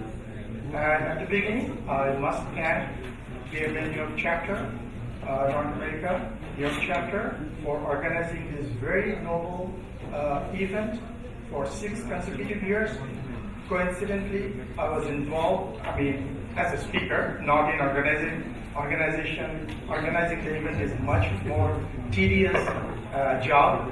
So whoever has given time and effort, and with each year, I'm seeing this event is getting more and more colorful and meaningful, and it's a great opportunity for the beginners who are exploring the opportunity to take every bit of advantage of this noble effort. With that note, I have a small PowerPoint just to usually give most of the time at Stepos. Somebody say, oh, why don't you put in a presentation things? I said, okay, it's the same thing will be telling. I will just highlight a few points that I find interesting or important for you to remember. I'm personally involved as a program director. This is the 9th straight year. I'm program director. Before that, I was 4 years associate director. So 13 years I've been doing the same job. And on our job, which I must say also became complicated and time consuming. So other PDs or associate PDs, they know it very well. It's every single year it's becoming more and more time consuming. So every program director has to go through hundreds of applications, and it's a very tedious process. So having said that, we'll just shed a few lights on the process. The next slide, please. So this is our campus, New York Medical College. That's not the objective of showing these slides. It's the lower left corner, the number that I want you to see. So that's the 2017 match. See, the total positions were at 28,000+, and the US seniors filled in only 17,500. So that's what Dr. Hussain pointed out. This country needs a doctor. So that's the sign of opportunities available out there for the rest of the groups who are not US seniors. Almost 10,000+ positions are there. So you need to make yourself very eligible to acquire one of these positions. Next one. So I want to just leave you with your preparations in these 4 segments for Road to Residencies. Just can you raise your hand? How many of you are applying for interview this year? Okay. Anybody who didn't take the exams yet? 1 or 2. Actually, Dr. Hussain pointed out the journey starts before you start for applying for the residency. It's with the pre-application phase. Next one, please. There is no, it's self-explanatory that you have, the previous speakers have said that very well. It's very important that you get your score. Only one thing I want to add from my personal experience is that if you are in this country for a couple of years, we all know we have come through the same path. We have to establish ourselves, do our day-to-day livings and everything, so we have to survive. But do not delay too much in taking the exam. So it's a double-edged kind of a sword. If you want to prepare too much, because if I see a candidate reviewing the application, took the step 1 in 2005, step 2 in 2010, or took 5 years to take the other step, that creates an immediate negative impression about the candidate. Okay? So you have to, there is no, that you have to do well in the exams, but also speed is also important. You cannot take indefinite time to take the exams. And also it increases your year of graduation, which is another filter the program directors use when they sort the applications. Because when we go open the ERAS, we are given a number of filters to choose from, because it's not humanly possible to read every single application. So we use some filters, year of graduation, scores, and other things.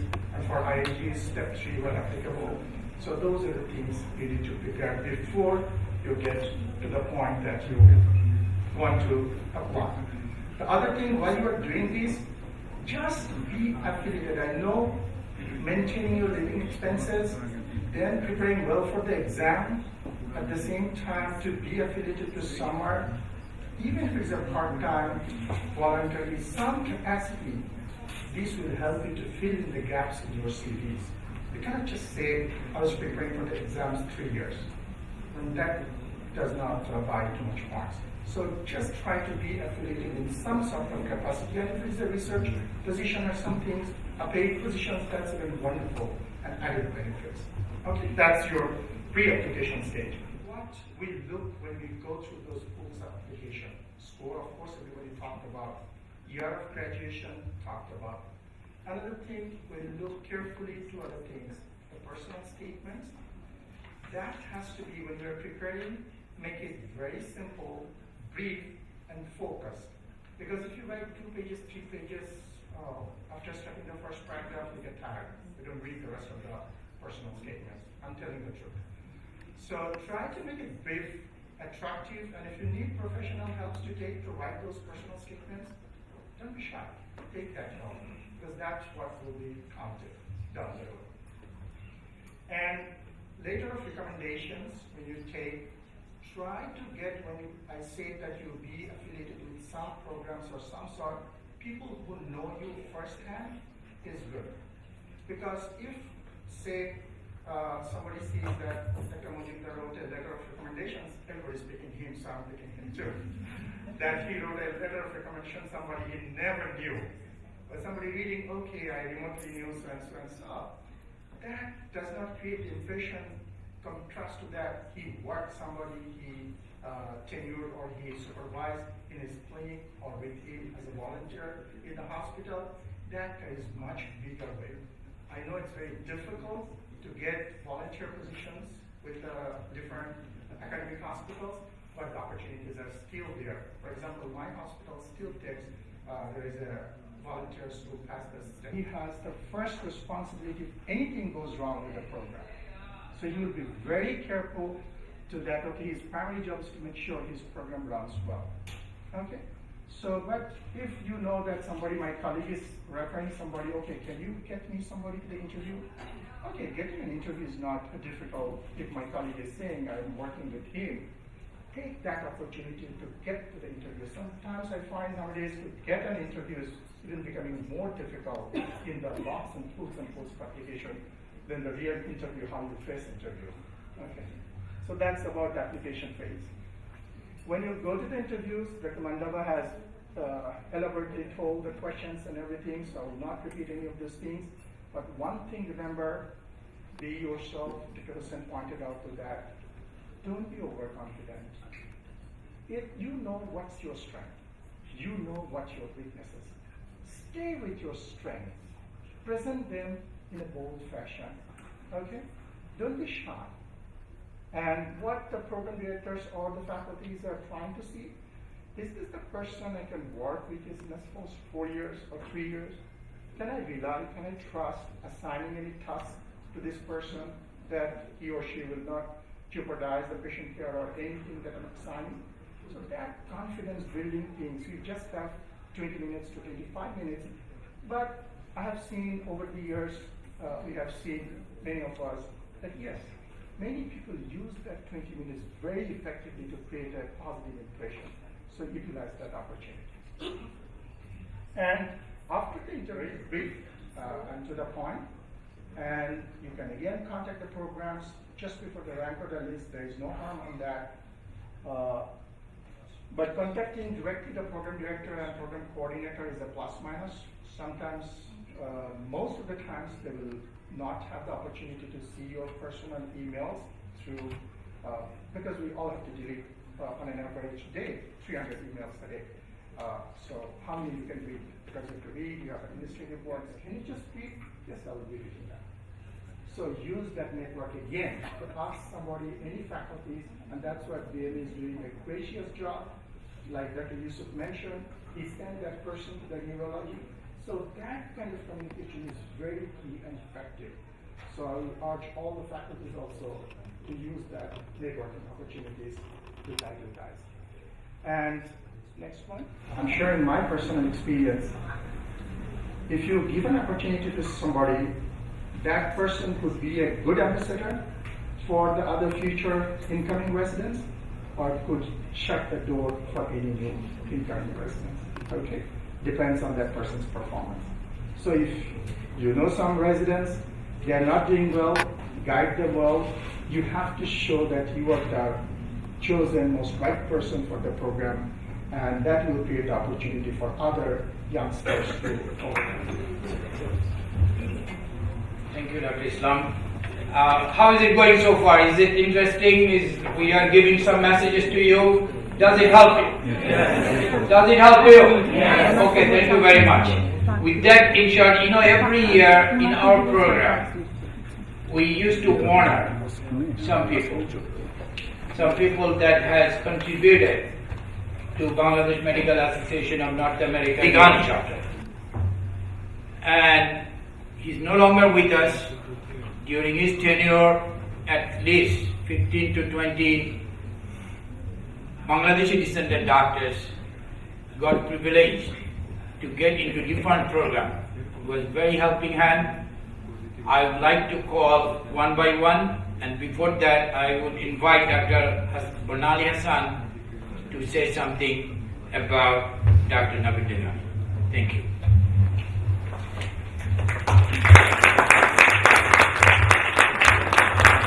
Thank you.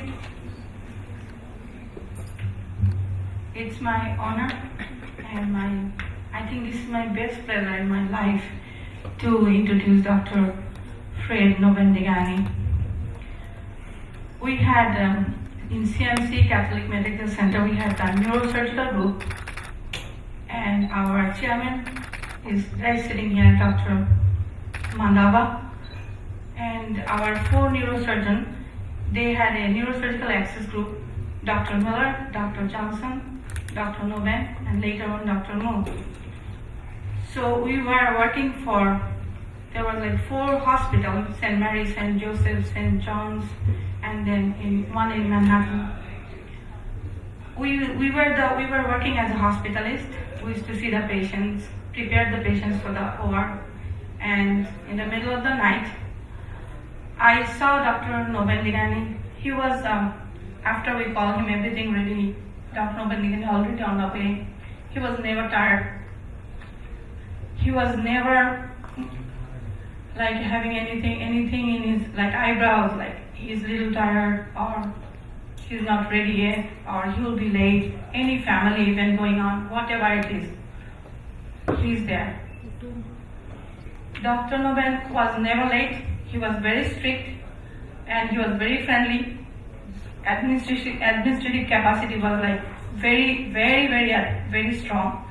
And before I was ready to, he was on the phone sometime on ICU. He used to tell, we used to get everything ready before we even call him. And he was going through each and every patient's detail. And when he's in the round, he's such a strong person. And then when we are talking in the table, we are eating, he's such a lovely person, such a friend. I never thought he's not my brother, he's not my friend. But when we are rounding, he's like very specific. Sodium level, hyponatremia. What did you do? Sub-Q. Did you check it? What the nurse did it? I don't care what the nurse told me. You check it. You did it yourself. CAT scan. I saw him. He was dragging the patient himself to the CAT scan. I was thinking that I didn't know I'm from Bangladesh. We used to have a lot of people helping us to take the patient to the CAT scan. Dr. Noben pushes the patient's table, everything patient's paid, take him all the way to that. If I want to speak about him, I will not be able to finish the night. So over here, I am reading the things I made little. Fred Nobendigani, he was the youngest director of neurosurgery at Lennox Hospital at the end, and was taught as the doctor's doctor by many of his colleagues. Nobendigani was a diplomat of American Board of Neurosurgery as well as the American Board of Pain Medicine. He was a member of the prestigious Alpha Omega Alpha National Medical Honor Society and an assistant professor at NYU School of Medicine.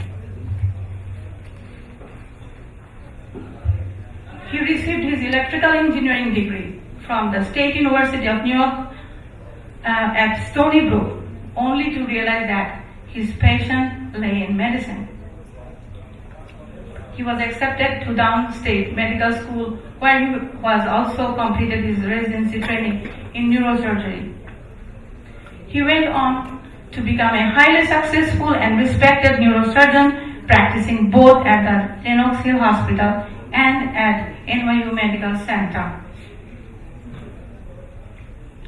His lovely wife, Jennifer, and their two daughters, Alexa and Eva, was unmasked. Today, we are all would like to honor him for his endless contribution for achieving young physicians residency for us, Bangladesh Medical Society, Bangladesh Medical Association of North America. I would invite Jennifer Nobendegani to come to the stage. Thank you.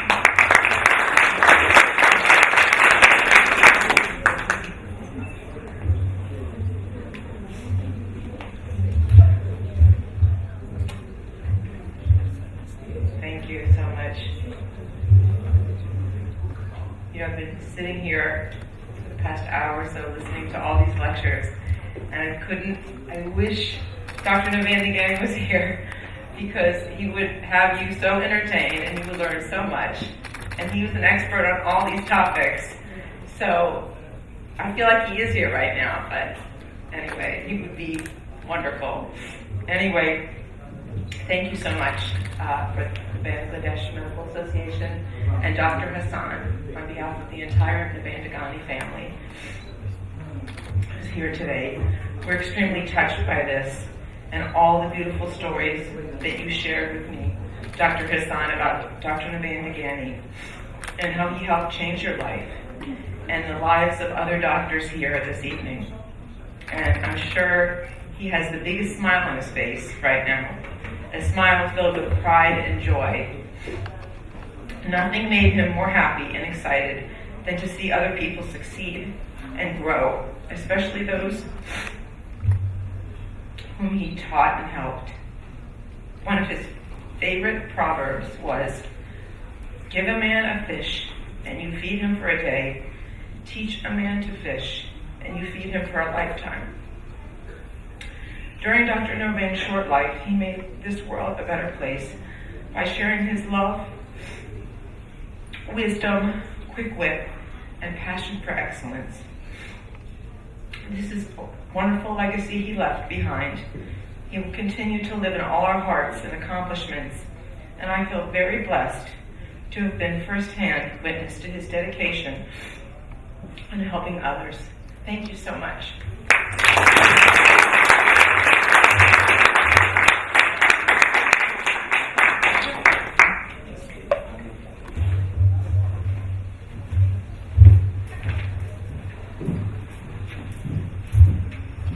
Thank you, Jennifer. Thank you so much. We miss him today. In honor of Dr. Nobendegani, we'd like to keep silence for 1 minute, please.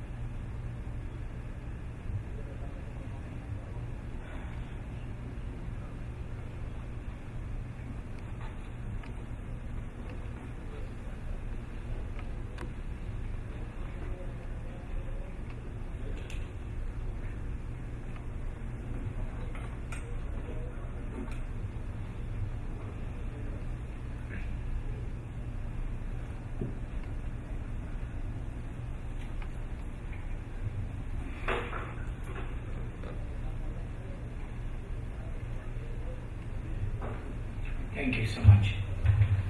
Now it's my privilege.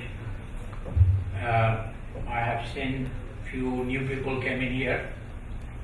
So among them, our most respected Dr. Hamid Zaman, Critical Care, Brookdale Hospital. I see the Central Young Physician Secretary, Ali Mamoun is here. Thank you very much for coming. We would like to do one united and one Bimana. We would like to be not to be discriminate nobody. We'd like to be one so we can move on and create and show our agenda to everybody. Not three, no divisions. With that in view, I'm going to call three more distinguished people among us. Dr. Ashgar Hussain, he was a fellow and my classmates and CMC 15. Dr. Ashgar Hussain, can you please come to the podium? We are also honoring two distinguished, very silent people among us who has been created an example. Example that you don't see it. You can see me talking about throwing emails and doing some few works only. We have some foot soldiers that you never see them. They are very quiet, very silent. And among them is Dr. Kashem Chaudhary. Dr. Kashem Chaudhary, please come here.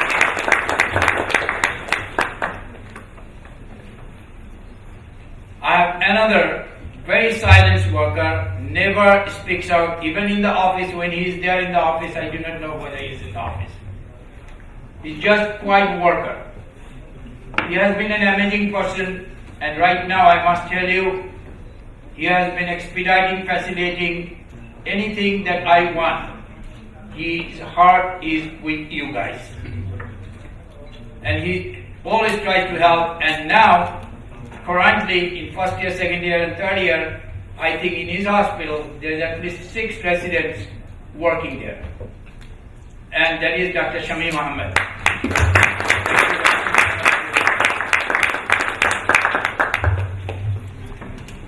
I would like to attend from Google Hospital.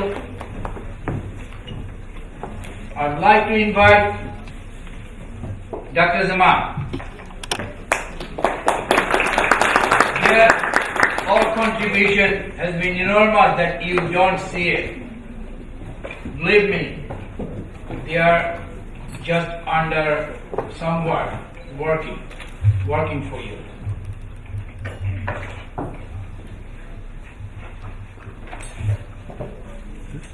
I'm going to ask Barnali, please bring the Christ.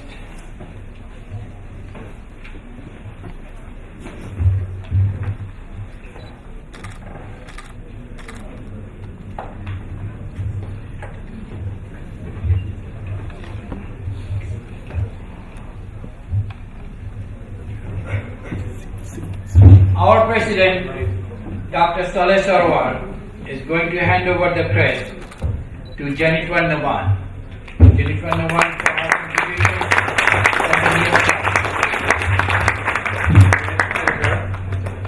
To present this honor of Fawazul Navargani MD for his outstanding contributions to BMA New York chapter in Young Physician Career Advancement Program, the YPCAP, from 1995 to 2010.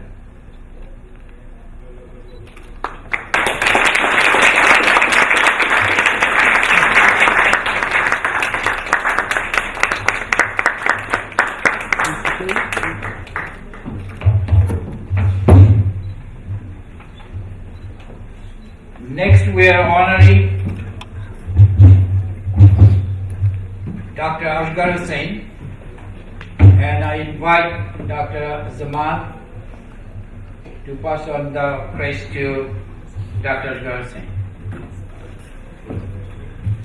Okay, the recognition award presented to Asghar Hussain MD for his contribution to BMNA New York chapter Young Physician Career Advancement Program, October 14, 2017, Sheraton LaGuardia Hotel, Flushing, New York.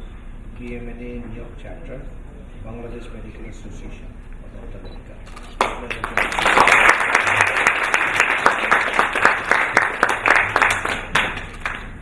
Next recognition award goes to Kashyap Chaudhary, and I'm going to hand it over to Barnali.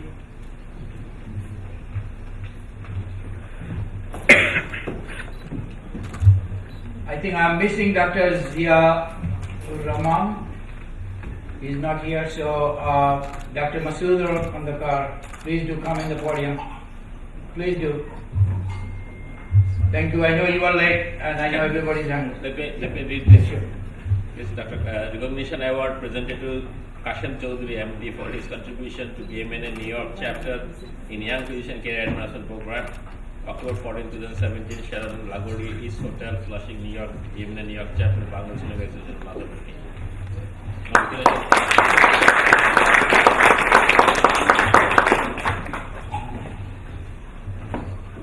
Next recognition award goes for Dr. Shamim Ahmed. I would say Dr. Barnali give it to Dr. Khandakar.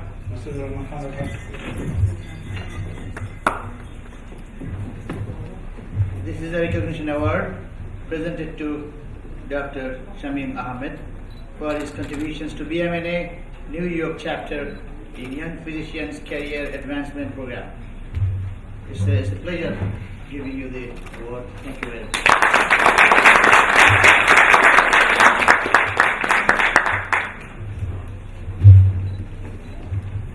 Thank you, everybody. Actually, I have to thank all our young physicians. They are working hard for their livelihood as well as the study. They came here avoiding their work, their reading schedule. I think mostly whatever sacrifice today we are doing, you guys are doing the biggest sacrifice to come over here and see us and get inspired. Our BMNA New York chapter, I'm very proud of it, and I'm very proud that I'm part of your young physicians, because I'm the young physician secretary. I would like to introduce again our BMNA New York chapter executives, because sometimes we have some confusion. So all of us, we should know who is our president. Our president is Dr. Saleh Sarwar. Elect President Khandakar M. Rahman. Secretary Dr. Kaysar Chaudhary. Treasurer Dr. Shanda Pal. Scientific Secretary Atal Osmani. Young Physician Secretary, that's me. Member at Large, A.B. Siddiq, MD.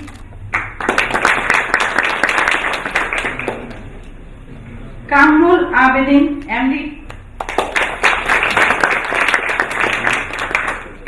Ataul H. Chaudhary, MD.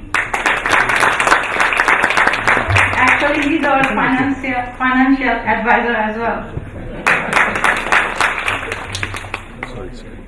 So now, from our New York chapter, we have a surprise award, and I want our president to hand over this surprise award.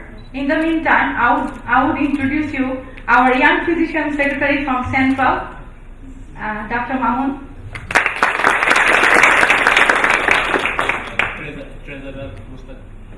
And our treasurer, Mustaq Siddiqui. Central. I already thanked for our program directors, Dr. Conrad Fisher, Dr. Nageshwar Mandava, Dr. Human K. Islam, Dr. Azhar Hussain, Dr. Ali Imam, to come all the way here for their very, very important message for our young physicians. I really thank from my bottom of my heart. I would like to also thank Central BMNA. I already said that. I'm repeating again for their financial support. I want to thank New York chapters, all the members, and then I would like to thank all of the young physicians, whoever are here present and who are not present. Some of them are also in the video they are watching us also. Thank you, and now I would like to tell you the name of the surprise person who is getting the award after this 6th Young Physicians conference we had when we went through 1, 2, 3, then 4, then 5, and then 6. Anybody can guess?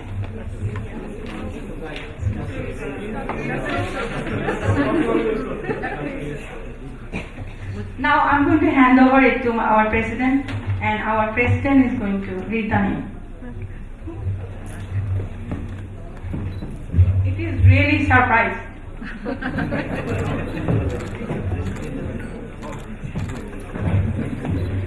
This is a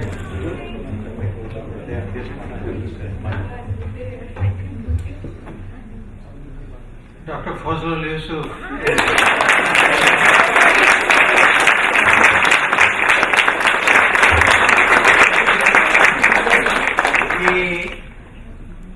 I have to say a few words because he's just not a coordinator or an organizer or a leader. He's way beyond that. He's my friend. That's one of the main feature, and we have worked many, many years together. That begins in late 70s until here. So we have worked together with Dr. Yusuf and his wife Rosie from Dhaka Shishu Hospital, which is the children's hospital, until here. And Yusuf has been very much instrumental in organizing what we have seen today, along with Bornali. Yusuf has done a commendable work which I cannot put words to it. You have all witnessed what he has done, and without any further ado, let me hand this plaque. This is what it reads: BMNA New York Chapter Award in recognition of excellent dedication and outstanding service for Young Physician Career Advancement Program, Dr. Fazlul H. Yusuf, MD, with the pride, honor, and privilege hereinto according dated October 14, 2013.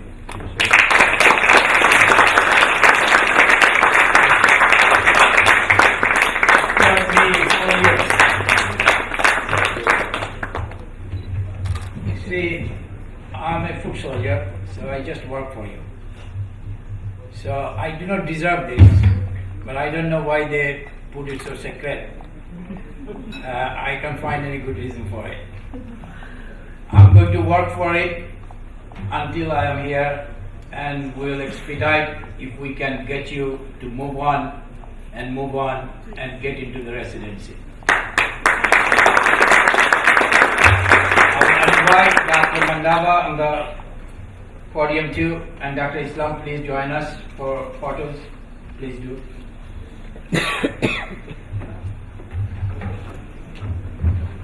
I know you guys are hungry, so I will take probably between these hours a small updates. I want to give it to you.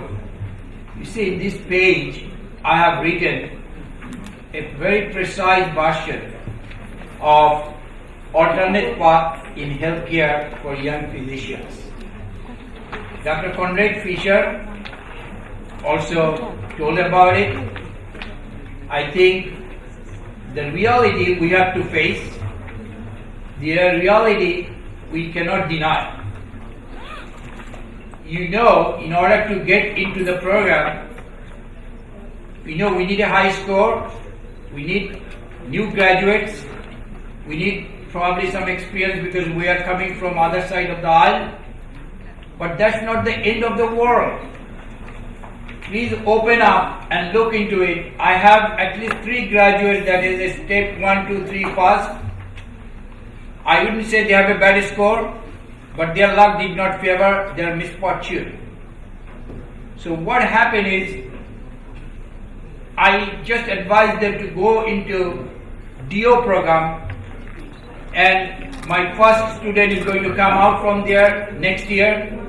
I'm hoping that she will get the residency very soon. And there's 2 more persons, one did MPH, I also went for DO. You know, if he gets into the residency after the MPH, I'm pretty sure he will be one day ahead of us and ahead of me. Okay, you will be one of the hospital administrator or chairman or departmental head. So there are a lot of things to do. So I do advise that if you have a possibility, get into the DO program, physician assistance program, and program for nuclear medicine, pathology, or basic science. There are numerous opportunities are available, numerous, and many. Just open your eyes and search the domain that you can have it. As I say, I have someone who did not get into residency, got into the very good institution in NYU with a neurologist for EEG technicians to then later on promoted. And with all help, we found a neurologist who is a program director and help them out. And there are many other scopes like that. Please help me, pass it on, we can help them. Among other options that you have, I think most fascinating one is if you can do pain medicine or anesthesia technician or nurses even. PA course is one of ahead of everything, believe me. You can work like a doctor. Your living will be good. So please try to accomplish some achievement. I don't want you to do nothing. At least come to the professional side and do something. So it's kind of endless. And another thing is important when you search a diligent search. The help is there. You can call us and we can help you. I have a team that is working for you and they will help you out. And a little bit of proficiency in English it helps. It helps. Hard language also does help. Knowing little Spanish does help. Those of you who want to practice in Brooklyn area, knowing little Russian does help. So please do it, remember it. With that note, I think we are going to end here. Thank you very much, and thank you our distinguished guest and New York Chapter President Dr. Saleh Sarwar and the entire Executive Committee of New York Chapter and the Central Bangla. Thank you.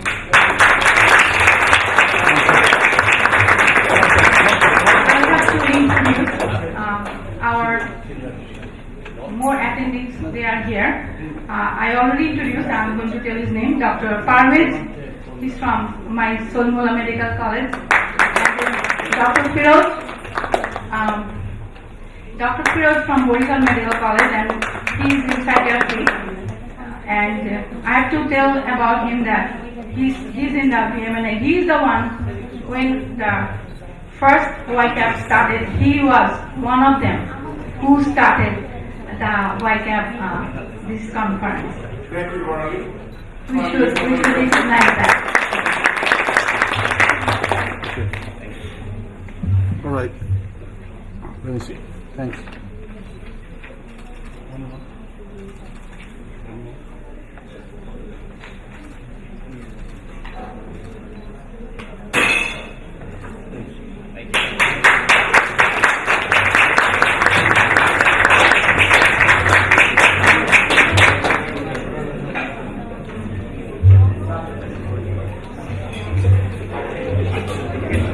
I'm sorry to say that I'm for everybody.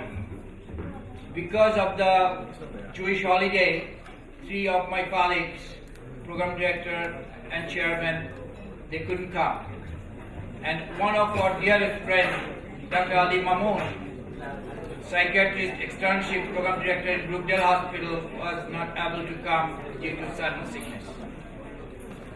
So we pray for everybody's recovery, and with that in view, the dinner is served. After this, we are going to sit down and internal medicine, psychiatry.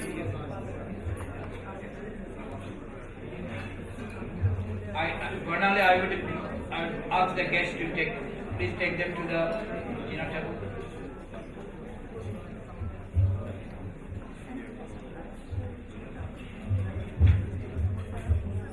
Yeah, it's time to eat also.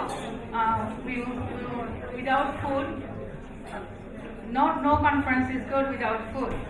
Let's go eat first now.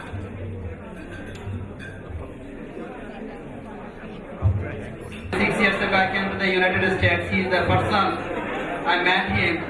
He showed me how to prepare for the interview. So he is one of the, I think, the example for everybody. And thank you very much, everybody. Take care. Have a good night. Which is really, really commendable. We really appreciate what the other seniors is doing for us. And we are really honored and blessed, I would say, that we got to know Dr. Yusuf and Dr. Hassan. Thank you for being there. And I would definitely say this is the most amazing thing we can expect at this stage of our life, where we are just starting our journey here. We are trying to start our life here. We are trying to do something new, and your support is really, really appreciated. Thank you so much. Upstairs the stage. Can everybody please have your seat for a second? Hello, Masood, please have your seat. Everyone, please.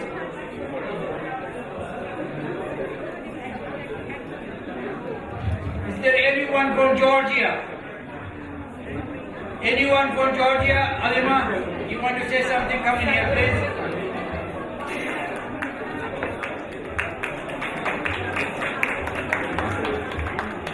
Hello everyone, I am Dr. Alima Khandekar. I am from Dhaka Medical College. Can everybody please from Georgia? So I want you to introduce yourself about the program. Thank you, Mr. Bhai. I am Dr. Alima Khandekar. I'm coming from Georgia. So it's a great place to be here, and I want to really thank Bimana, Dr. Yusuf Bhai, Dr. Barnali Apu and others for arranging such a beautiful and such a motivational program for all of us. And I wish I would known them before. I am living here for 4 years, but I didn't know that such a organization is here to help us. So if I know that, I could have done all my steps and help from them earlier. So I want every one of us spread this to all of the doctors coming from Bangladesh and trying to get residency. And we also wanted to thank you. We have a candidate here who entered into the program 3 years ago. So right now, currently, I think we have few candidates here who are doing residency. So I see Didar here. Didar al-Alam, right? Yes. Didar al-Alam doing residency. He has joined us for looking for residency about 3 years ago. I got numerous texts while ago that they are not able to come because somebody is post call or engaged or on call. So Didar is here. I'm asking Didar to say something. Didar al-Alam. Hello everyone. As you know, my name is Didar al-Alam. I'm currently PGY3 in Brookdale Hospital.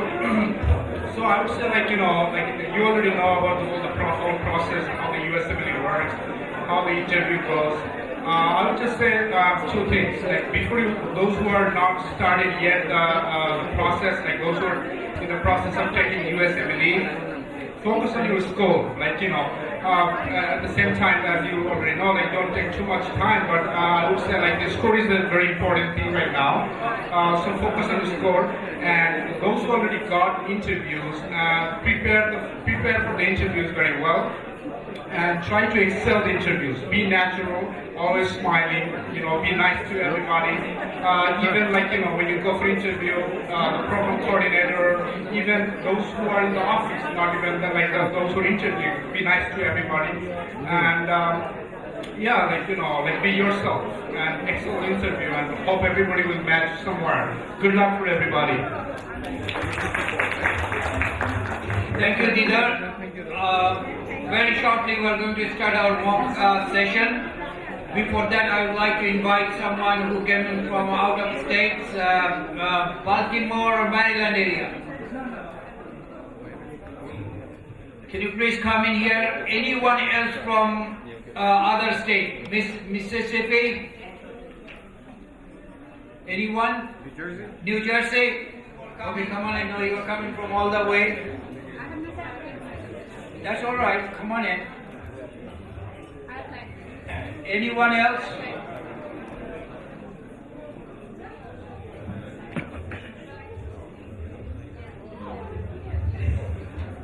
Anyone else here from other states?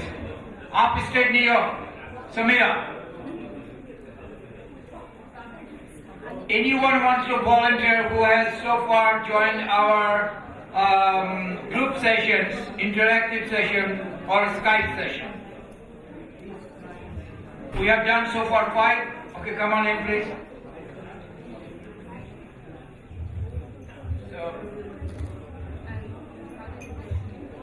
I'm going to pass the mic to you to say something about it, our programs, how it does help you or it is not helping you. If it is not helping you, that's what I'm more interested to know. How we can enrich our program. Okay, so let's start with you. Introduce yourself.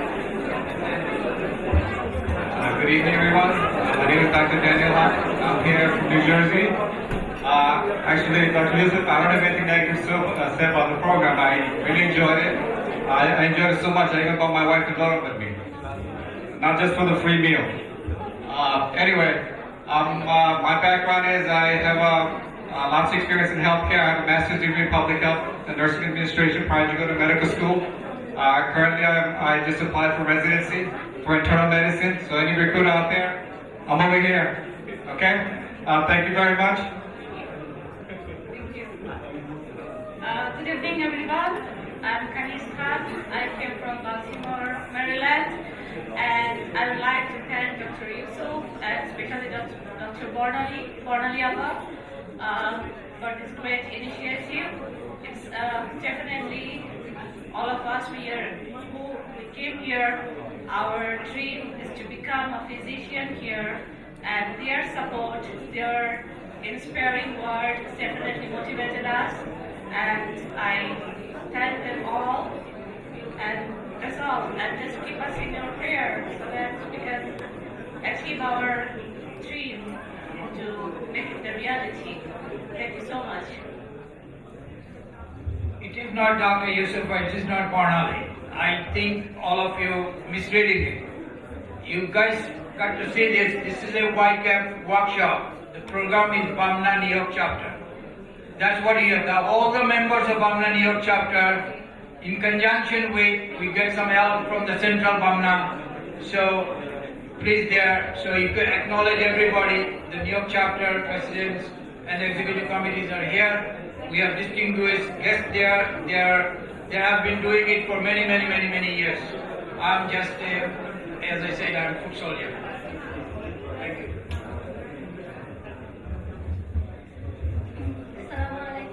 My name is Samira. I'm a graduate from Rajshahi Medical College, and the graduation year is 2008. So I'd like to share with all of you something very important, because today I was talking with one of the students from Rajshahi Medical College as well. He is 4 years junior of mine. So he was telling that how he wasted his time thinking about what he should do, also he told me his story that he was demotivated several times and he wanted to pursue some alternate career track. Though he wanted, his main dream and main focus was to be a physician in the United States. So there is a common, yes, for sure, it is very difficult for the Bangladeshis, especially for girls and also for males, no, undoubtedly, to come to US. Because when I came to US, my husband was doing his PhD and my family did not let me to come here alone. So the thing is, I had to find someone. Yeah, I was lucky. I found someone ultimately and got married and came here. So the thing is, when I stepped into the United States, I did not know such organization existed that time. Number one. Number two is I was finding for the resources that could help me to prepare and that could give me the way, give me the plan, everything. So I didn't have that much access, and also my networking was very, very, very poor.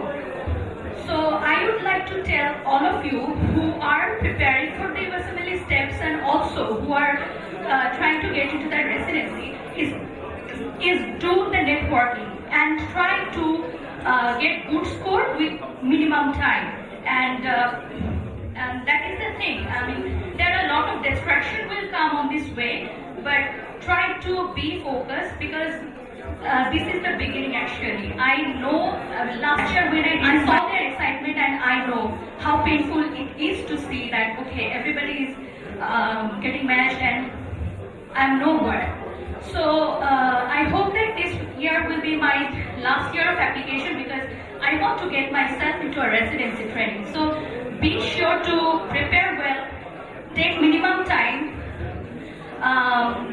and just try to focus on to your study and please do networking and outreach to each and everyone. You never know which door is going to open for you. Thank you.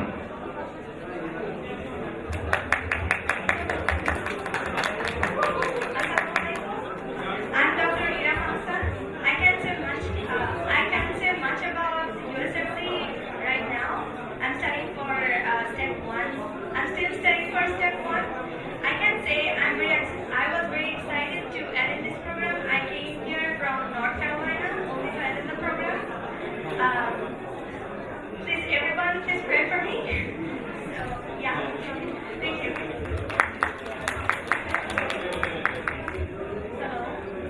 My name is Shurmi Barwa and I'm from Massachusetts, Boston. And my medical school is Student Medical College and my graduation year is 2017, so I'm freshly graduate now. So I'm studying for step 1. Thank you. Good evening everyone, I'm Dr. Karuki Tania. I'm from Bangladesh Medical College and I want to thank Vimana for New York chapter for arranging this program for us. I attended the YPCAP workshop and I was attending the interview session. So I want to encourage everyone and to tell everyone that it was a very exciting session for us and we are learning a lot of it. So thank you and please pray for us. Dr. Hamid Alam Shohel is here. Hamid Alam Shohel. Dr. Hamid Alam Shohel, please do come in here. Because when he is here, everything is fulfilled. So I felt like something is missing. So here he is. Thank you. I'm sorry I had to come late at a hospital program, so I just attended there and just trying to see you guys. Sorry about that. And thanks for coming, Kamal, and all the lecturers who came in here. Hope it helped you guys a little bit, and wish you the best. And Isubai and everyone who arranged this, formally, I couldn't do much. This New York chapter and whoever did the work. I'd like to thank everyone. And thanks for coming in. I will be around so we can discuss the things. And best of wishes. Hey, thank you very much. Thank you. Thank you, Dr. Hamid Alam. He is the pioneer, he is the architect, he is the main root of all this program, believe me or not. So, anyone here from out of state? out of state. Someone is from Dubai, came in here looking for residency. Mahbub, come. Come on, although you are here doing something, anyone else wants to talk something? In about 5 minutes, we are going to really start our program. Dr. Kazi from Texas. So we have few people came in from all around. Dr. Madhuri GYN attending while in Albert Einstein. I saw her a while ago. Dr. Madhuri Khan. Okay. Don't you? Hello everyone, including tonight. So my name is Hassan Mahmoud. I was born and raised in Saudi Arabia. That's why I was can everybody hear me? So I was born and raised in Saudi Arabia, but I went to Bangladesh for my medical school. Then I came to Georgia for to pursue for US residency. Currently, right now, I am in Missouri for a rotation doing observership. I'm really happy to be here, seeing all the faces here, and to be honest, as everyone was saying, that when we first came here, we didn't know about this one organization. So I feel like it is our responsibility to our school people to spread the word so that more people can help the organization. And just wish me luck in this residency. I hope you have a good night. Thank you.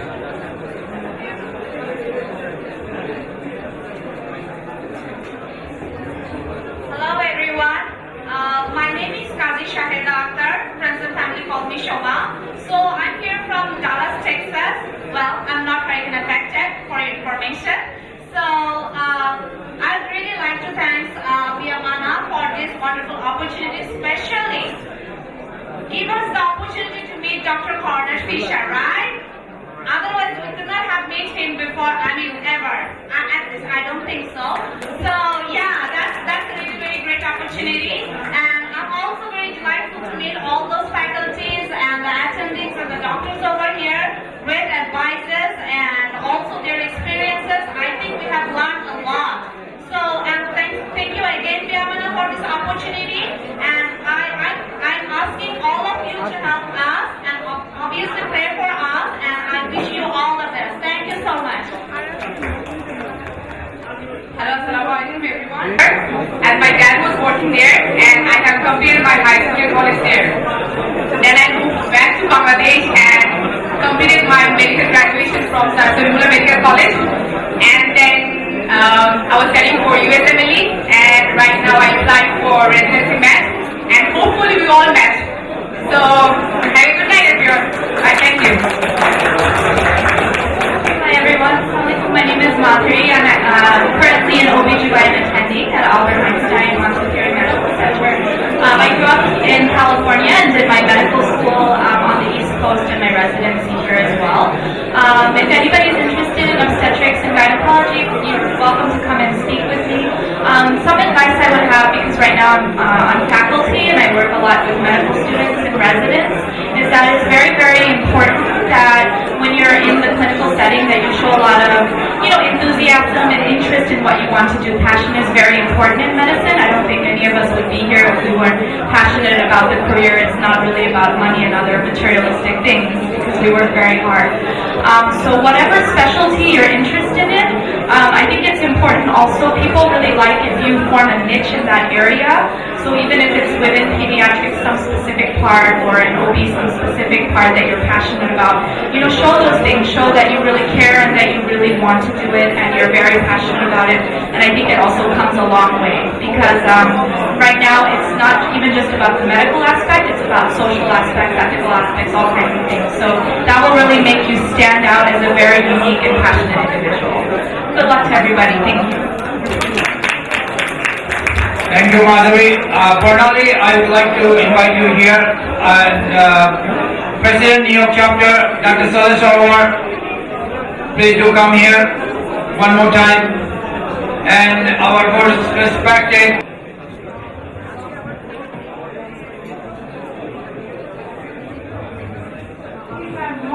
For the mock interview, we have 7 tables actually. altogether. So we'll take turns and it's across the hall. If you go there, or go hall, both sides you see on the left hand side. Please come 7 from here to 6. Whoever have the interview Monday, they will go first and then that's how we call it.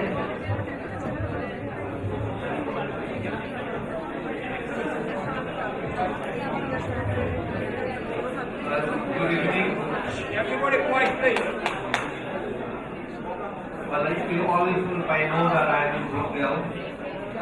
I can tell you the interview process in Brookdale, what we do now under Dr. Fisher. So this is a very open forum, and if you're worth it, you get it. And here are certain criteria to select the candidates. No, that there's nothing else. The second is download, young graduates, whatever it is. Once you got the interview, that's what I'm talking about.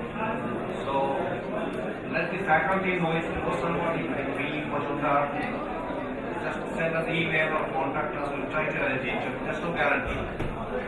Although I'm talking about and he gave a talk, anybody above 250 will get a guarantee. Last year my Dhaka Medical College alumni, the guy was the first guy of my class, he just scored 250 and above. He happened to complete a critical care MD from England. And then he sent me email, I applied to Brookdale. So I said, excellent. Why you are applying to Brookdale? Apply all over the United States, and you get it. So guess what? I'm waiting that he'll call in, and then I got an email, oh Dr. Samar, I did not get a hot interview. Which I'm surprised because they meet all the criteria. So maybe then interview 200, maybe the 201. So I sent an email to Fisher. Listen, my candidate meets all the criteria, young graduate, top of the class. Why did you not get an interview? Okay, the secretary responded, I'll put you on the 20 list. Great. To make this story short, there's no guarantee that I can arrange the interview. So he got mad anyways. What I'm talking about is he has a fair process. So the faculty is right. How many we can interview? There are only, all the program is told we have 30 positions. Brookdale is a big program. We have delivery and whatever it is, so there is 1 to 5. So in the 100 candidates, we don't have faculty to interview. Yes, so the Brookdale process is very simple. We'll interview someone 12 candidates today. Out of the 12, there is a attending physician interview 1, 2 attending physicians, and there's 1 resident, medical resident who will interview. Now, purpose of this is that because you are going to work with the medical resident, you might think, no, why should I give the importance to that? I think that's the most important part of the interview program. I know your school is good, it's some fancy interview.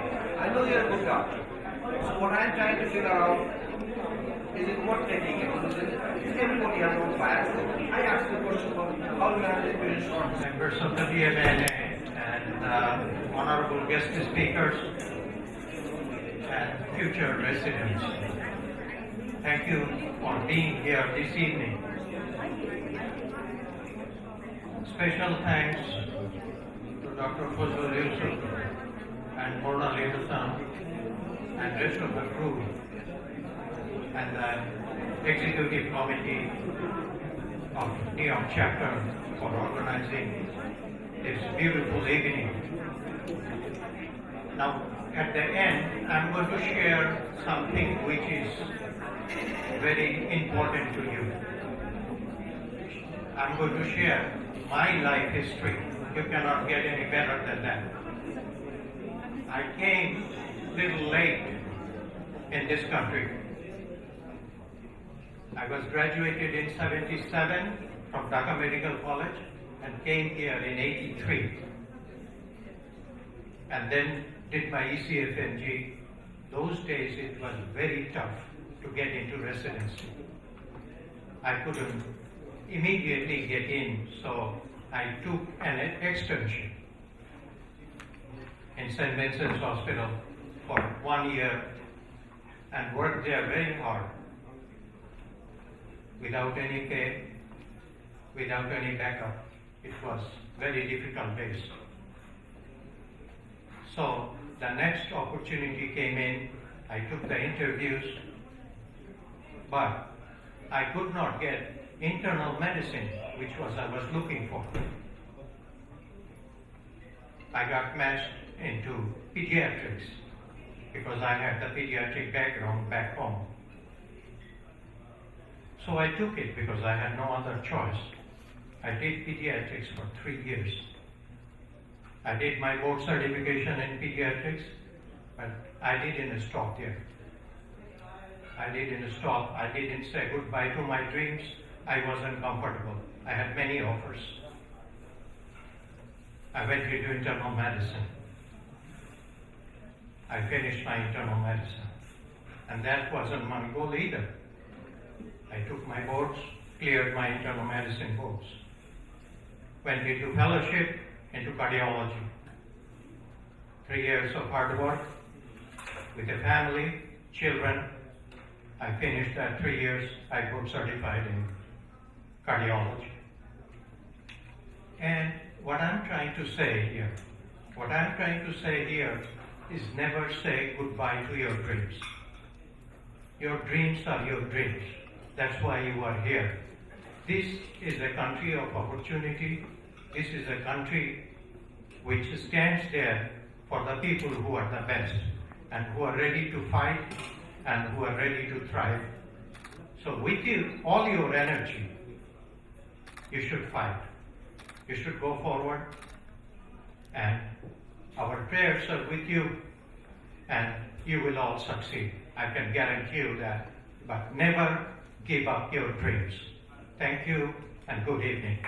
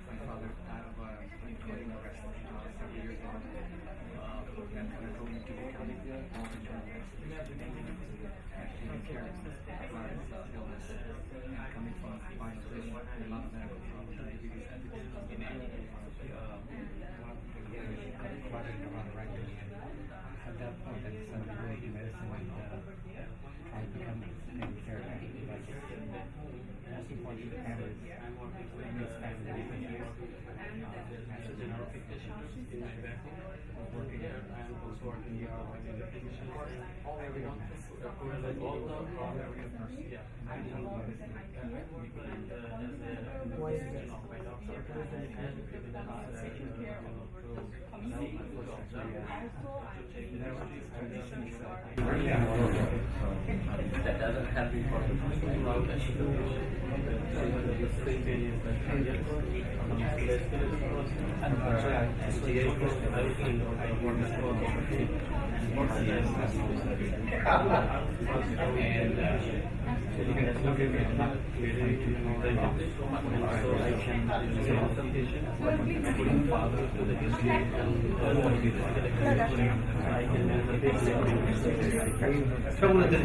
তোমার কি দেবে নেব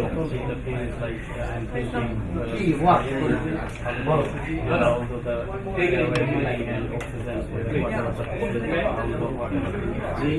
I will contact with the senior resident, act like a and we can attend so from this way. So this is not. So what do you look like here?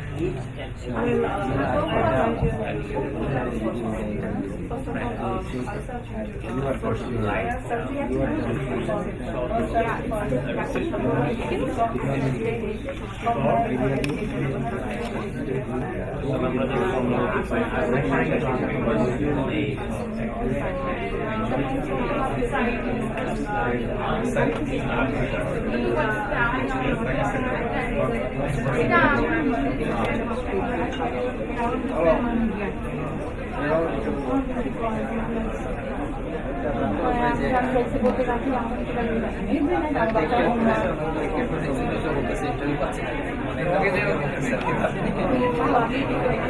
Apa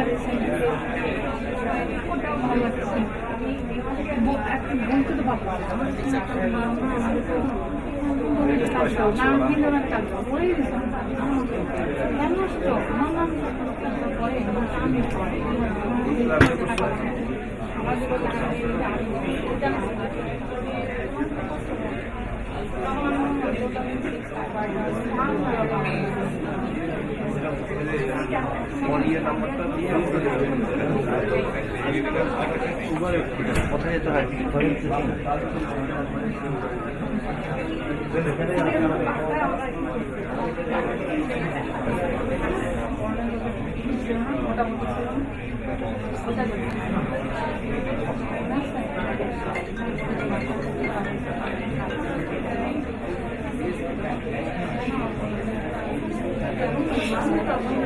Thank you.